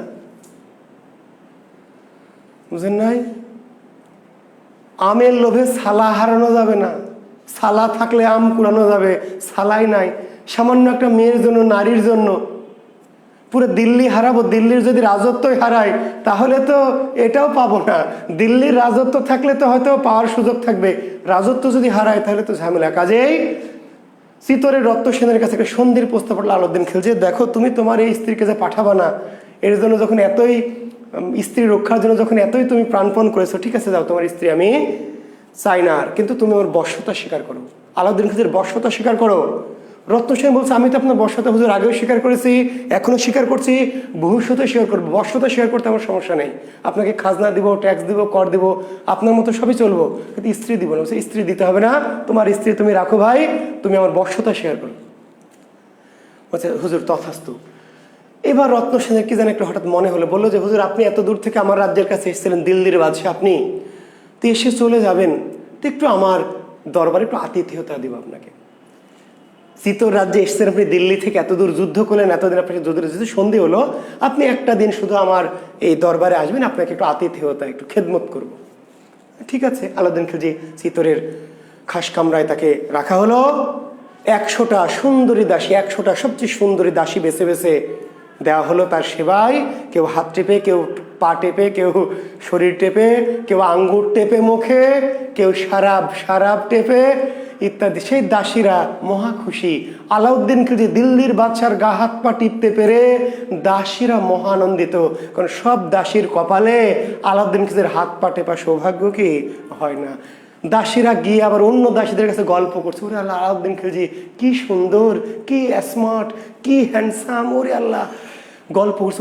অন্য দাসীরা খেপছে, হ্যাঁ, কারণ তাদের সুযোগ হয়নি, সবচেয়ে সুন্দর 100 জনকে দেওয়া হয়েছে। এইভাবে কথায় কথায় কথাটা চলে গেল পদ্মাবতীর কাছে। পদ্মাবতীও শুনেছে দিল্লির বাদশাহ আলাউদ্দিন খিলজি এসেছে, তারও একটু শখ দিল্লির বাদশাহ কেমন তাকে দেখবে। সোমালিয়ার যে রানী, সোমালিয়ার, নাইজেরিয়ার, কঙ্গোর, সাদ, জায়রের যে রানী, সে যদি শোনে যে আমেরিকান প্রেসিডেন্ট জো বাইডেন এসছে, দেখার কৌতূহল হবে না? সাদ বা কঙ্গো বা জায়ার কিংবা সোমালিয়ার রানী যদি শোনে যে তার রাজ্যে আমেরিকার প্রেসিডেন্ট কিংবা রাশিয়ার প্রেসিডেন্ট, তাই না, কিংবা ফ্রান্সের প্রেসিডেন্ট এসছে, ফ্রান্সের স্মার্ট প্রেসিডেন্ট এসছে, তাহলে দেখার আকর্ষণ হবে কিনা? পদ্মাবতীর আকর্ষণ। দিল্লির বাদশাহ মানে কিন্তু বিশাল ব্যাপার। পদ্মাবতীর সকল দিল্লির বাদশাহ কেমন একটু দেখবে। দিল্লির বাদশাহকে দেখতে গেল চুপ করে দাসীদের সাথে। দিল্লির বাদশাহ যে রুম আছে খাস কামরায়, সেখানে গেল, গিয়ে ভাবছে পর্দাটা একটু কি খুলে তাকে চলে আসবে। পর্দা যে একটু সরিয়েছে, আর ওই যে চেহারার যে ঝালাক ঝালাক আছে না, সেই ঝালাক গিয়ে আলাউদ্দিন খিলজির চোখে লেগেছে একটু। আর যেই না লেগেছে, তাকিয়েছে আলাউদ্দিন খিলজি, আর তাকানো মাত্রই কি ই করে ওই 33,000 ভোল্টের শক খেয়ে অজ্ঞান হয়ে গেছে। যারা দাসীরা পাশে পাশে আছে তারা তো বোঝে না যে কি ব্যাপার, আলাউদ্দিন খিলজি অজ্ঞান হয়ে গেল কেন। পাখার বাতাস করতে আসি, আঙ্গুর টিপতে আসি, সারাবও টিপতে আসি, শরবতও টিপতে আসি, হাত পাও টিপতে আসি, হঠাৎ করে বাচ্চা জ্ঞান হারিয়ে গেল, ওনার বোঝেনি যে এর মধ্যে কি কাম হয়েছে। যাক, পানি টানি সিটি, এবার আলাউদ্দিন খিলজি জ্ঞান ফিরল। ফিরে তার সাথে ছিল রাঘব চেতন। ওই যে রাঘব চেতন হলো তার দিল্লির আলাউদ্দিন খিলজির কি সামসা দাস। আলাউদ্দিন রাঘব চেতনকে যেহেতু বের করে দিয়েছে চিত্তরের রাজা, রাঘব চেতন আলাউদ্দিন খিলজি রাঘব চেতনকে তার চাকর হিসেবে তার সাথে রেখে দিয়েছে। অনুচর বলা হয়, রাজাদের অনুচর। এবার উঠে রাঘব চেতনকে এক থাপ্পড়। তা রাঘব চেতন বলছে, হুজুর, রাঘব চেতন বুঝতে পেরেছে কেন অজ্ঞান হয়েছে, একজনই বুঝতে পেরেছে, রাঘব চেতন। তো রাঘব চেতন বলছে, কি হুজুর, বলেছিলাম না কি, আমার কথা তো বিশ্বাস পাইনি, বলেছিলাম। এবার রাজা বলছে, এক থাপ্পড়, বেটা বেয়াদ্দপ হারামজাদা শয়তান, তুই তো ভালো করে বলিসনি, তুই যা বলেছিলি এ তো তার চেয়ে অনেক ভালো, তুই তো 100 ভাগের 1 ভাগও বলিসনি, বেটা বেয়াদ্দপ, তুই যদি তখন ভালো করে বলতি তাহলে আমি সন্ধি করবো কেন? কোনো সন্ধিবন্ধি হবে না, আমার দিল্লির বাদশার দরকার নাই, দিল্লি যে খুশি সেই নিক, পদ্মাবতীকে আমি পাবো না, এত সুন্দর একটি মেয়েকে চিতরের রাজা ভোগ করবে, আর আমি দিল্লির বাদশাহী থাকবো, আমি ঘোড়ার ডিম খাবো, কচু খাবো, দিল্লির বাদশাহী আমার দরকার নেই, দিল্লি যার খুশি সে নিক, আমি পদ্মাবতীকে চাই, পদ্মাবতীকে পেলে দিল্লি, পেলে পাবো, না পেলে নাই, পদ্মাবতীকে আর কোনো সন্ধিবন্ধি হবে না। রাঘব চেতন বলল, হুজুর মাথা গরম করেন, মাথা ঠান্ডা করেন, মাথা গরম করে যুদ্ধ জয় করা যাবে না, কারণ রত্ন সেন খুবই সাহসী এবং খুবই তীক্ষ্ণ যোদ্ধা, কৌশল বলে একটা বুদ্ধি দিল। বুদ্ধি অনুযায়ী আলাউদ্দিন খিলজি রত্ন সেনকে আমন্ত্রণ জানালো যে তোমার আতিথেয়তা আমি খুব খুশি হয়েছি, খুবই আমার ভালো লেগেছে, তুমি আমার রাজ্যে আসবে, তোমার দাওয়াত। আলাউদ্দিন খিলজি রত্ন সেনকে দিল্লির দরবারে কি দাওয়াত দিয়ে গেল, দিয়ে চলে গেল। তো রত্ন সেন দিল্লির দাওয়াত পেয়ে বুঝতে পারছেন, আমাদের মাননীয় প্রধানমন্ত্রী, আমেরিকার প্রেসিডেন্ট যদি দাওয়াত দেয়, ভারতের প্রধানমন্ত্রী যদি দাওয়াত দেয়, তো দাওয়াত বড় রাষ্ট্র, দাওয়াত পেয়ে রত্ন সেন চলে গেল দিল্লিতে এক সময় ভ্রমণের জন্য। দিল্লির বাদশাহ যাওয়া মাত্র আলাউদ্দিন খিলজি রত্ন সেনকে বন্দি করে ফেললো, কারাগারে বন্দি করে ফেললো, বন্দি, এবং দূত পাঠালো চিতোর রাজ্যে মন্ত্রীদের কাছে, 2 ভাই ছিল মন্ত্রী, তার কাছে, যে যদি রাজাকে বাঁচাতে চাও তাহলে পদ্মাবতীকে আমাদের মুক্তিপণ দিতে হবে। মুক্তিপণ, রাজার মুক্তিপণ কি? পদ্মাবতী, আর যদি না পাঠাও তাহলে মেরে ফেলা হবে। এইবার মন্ত্রীরা কি করলো, রানী পদ্মাবতীকে ডেকে তার সাথে পরামর্শ করলো, নাগমতির সাথে পরামর্শ করলো, পরামর্শ সভা হলো, গোপন গুপ্ত পরামর্শ সভা। পরামর্শ শেষে রাজার কাছে চিঠি পাঠানো যে হ্যাঁ, রানী পদ্মাবতী আপনার কাছে যেতে রাজি হয়েছে, আমরা পাঠাবো, কিন্তু শর্ত হলো যে আমরা একদিক দিয়ে রানী পদ্মাবতী প্রবেশ করবে আপনার রাজ্যে, আপনার মহলে, আরেক দিক দিয়ে রত্ন সেনকে ছেড়ে দিতে হবে, কারণ আপনি তো, আপনার কথা ঠিক নাই, আপনি তো ছলনাময়ী, আপনি পদ্মাবতীকেও নিলেন, রাজাকেও ছাড়লেন না, তাহলে আপনি পদ্মাবতী একদিক দিয়ে রাজ্যে প্রবেশ করবে, আরেক দিক দিয়ে আপনার রাজা রত্ন সেনকে ছেড়ে দিতে হবে। বলছে ঠিক আছে। পদ্মাবতী রাজি হয়েছে। এটা শুনে আলাউদ্দিন খিলজি স্বপ্ন দেখা শুরু করে দিয়েছে, মোসে গোফে তা দেওয়া শুরু করে দিয়েছে যে এই সুন্দরী মেয়েটি পদ্মাবতী তার খাস কামরায় আসবে। কিন্তু খাস কামরা এবার উপহার পাঠিয়ে দিল আলাউদ্দিন খিলজি, অনেক দামি দামি পোশাক, রত্ন, হীরা, মুক্তা, মানিক্য, শত শত দাসী। আলাউদ্দিন খিলজির স্ত্রী পদ্মাবতী আসবে, হীরা মানিক মুক্তা পাঠিয়ে দিল হাতি ঘোড়াই করে চিতরে।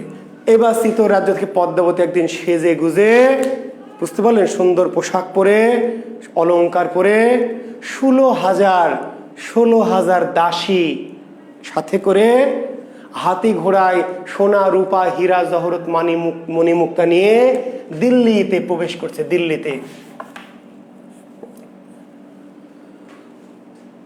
একদিক দিয়ে দিল্লিতে প্রবেশ করছে, এই গেট দিল্লি গেট, আর একদিক দিয়ে রত্ন সেনকে কি বের করে দেওয়া হচ্ছে।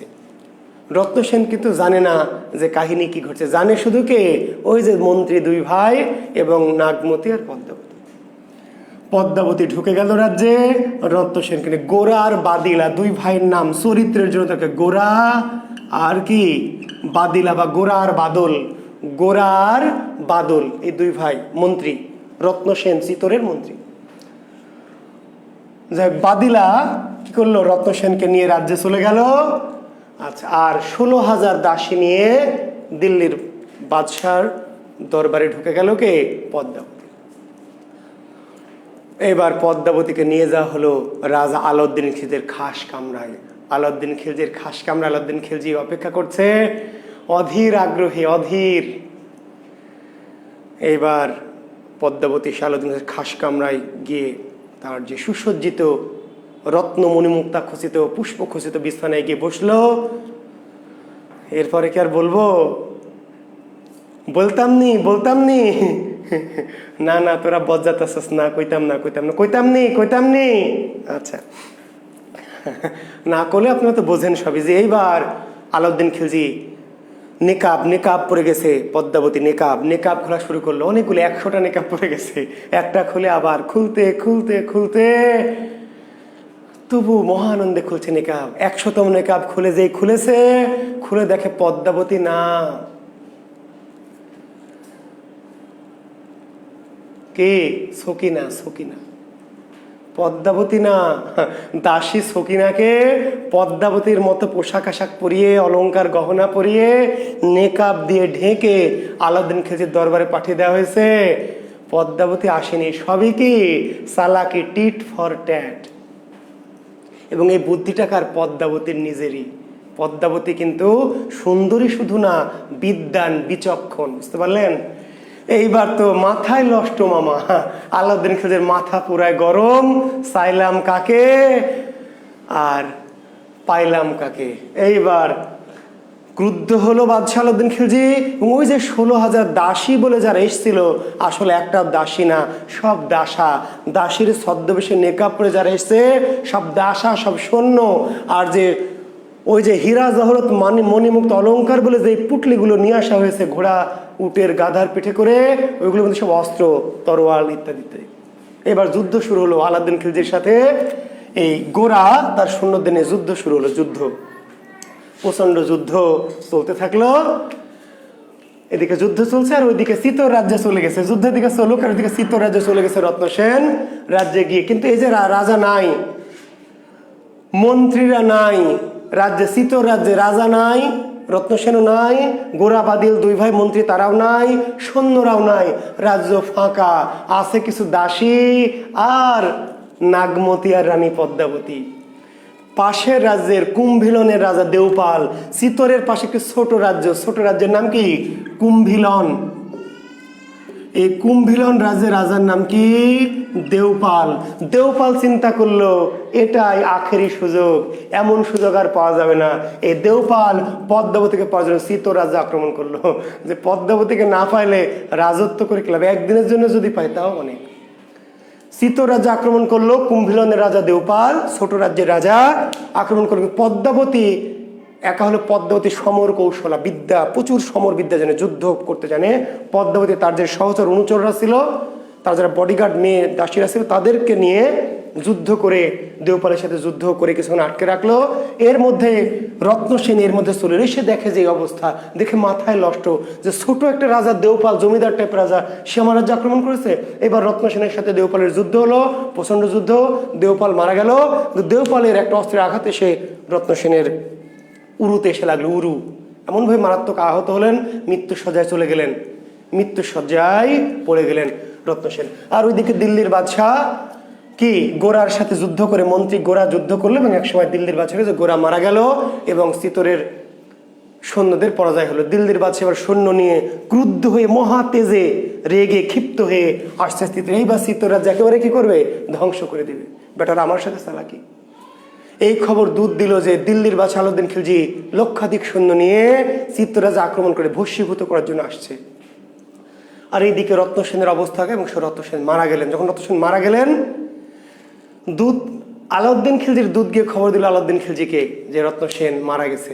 আলাউদ্দিন খিলজি তখন চিঠি পাঠালো পদ্মাবতীকে, বলল যে তুমি আমার সাথে যা কিছু করেছো এর জন্য আমার কোনো রাগ নেই, কারণ আলাউদ্দিন খিলজি রানী হওয়ার তুমি উপযুক্ত।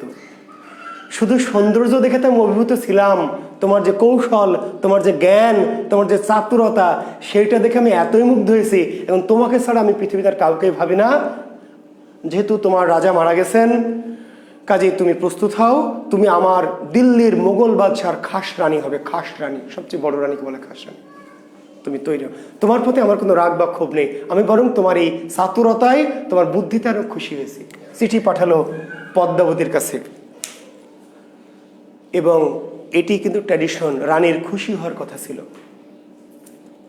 বুঝতে পারলেন, দিল্লির বাদশাহ রানী হওয়ার জন্য অনেক রানী নিজের রাজাকে মেরে ফেলেছে, এরকম কাহিনীতে এসেছে। দিল্লির বাদশাহ রানী না, খাস রানী না, ছোটোখাটো রানী হওয়ার জন্য অনেক ছোটোখাটো রাজ্যের রাজাকে মেরে ফেলতো রানীরা। কেন? রাজা যদি মরে যায় তাহলে এই রাজ্যটা দিল্লির বাদশাহ তখন দখল করে নেয়, আর দিল্লির বাদশার দখলে যখন চলে যায় তখন এই রাজ্যের রানী বা রাজকন্যা এগুলো কাদের অধীনে চলে যায়? মোগল বাদশার। কি সিস্টেম! কাজে এই রাজা যেহেতু মারা গেছে, দিল্লির বাদশাহ আলাউদ্দিন খিলজি আসবে, গোরা বাদিলা তারাও নাই, তো কাজে আলাউদ্দিন খিলজি এটা দখল করবে। আর রাজ্য যখন দখল করবে তখন এর যে রানীরা কার সম্পদে পরিণত হবে? আলাউদ্দিন খিলজির।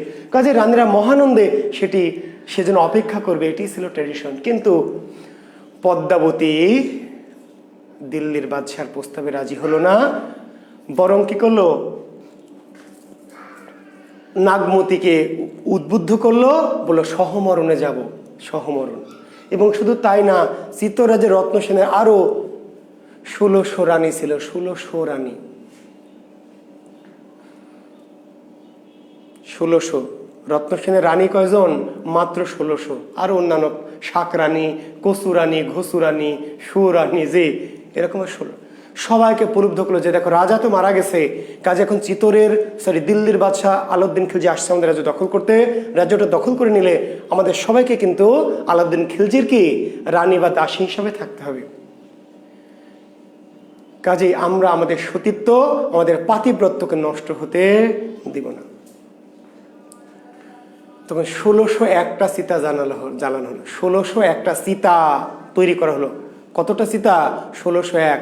1600টাতে ওই 1600 ছোটখাটো রানী, আর একটা চিতাতে রাজা রত্নসেন, মাঝে তার দুই পাশে জীবন্ত দুই রানী নাগমতী আর পদ্মাবতীকে তুলে দেয়া। জীবন্ত জীবন্ত সকল রানী জীবন্ত, এক রত্নসেনের সাথে এই 1602 জন রানী পড়ে মরেছিল। আগুন ধরিয়ে দেওয়া হলো, দাউ দাউ করে একবার চিতর আছে, আগুনের লেলিহান শিখা দূর থেকে দেখছে। এর মধ্যে আলাউদ্দিন খিলজি চলে এসেছে, এসে দেখে যে পদ্মাবতী নাগমতী চিতায় পুড়ে, 1600 রানী চিতায় পড়েছে। আলাউদ্দিন খিলজি দেখে গভীর দুঃখ পেল, পদ্মাবতীকে আলাউদ্দিন খিলজি আসলে ভালোবেসে ফেলেছে। আলাউদ্দিন খিলজির মনের মধ্যে পদ্মাবতী জায়গা পেয়ে, যে চেহারা, যে সৌন্দর্য, শুধু সৌন্দর্য না, যে গুণ, যে বিদ্যা, যে বুদ্ধি, যে চাতুর্য, আলাউদ্দিন খিলজি শোক করলো, দুঃখ করলো। কিন্তু তখন যা কিছু করার নেই, তখন সে তার রাজ্যের জন্য আসেনি, রাজ্য তো তার কাছে কিছুই না, এরকম একটা ছোট রাজ্য চিতোর আলাউদ্দিন খিলজির কাছে কিছুই না। সে তখন কি করবে পদ্মাবতীকে না পেলে? তখন যে পদ্মাবতীর পুত্র ছিল তার কাছে এই রাজ্যটা কে দিয়ে আলাউদ্দিন খিলজি আবার দিল্লিতে চলে গেল। এই হচ্ছে পদ্মাবতীর কাহিনী।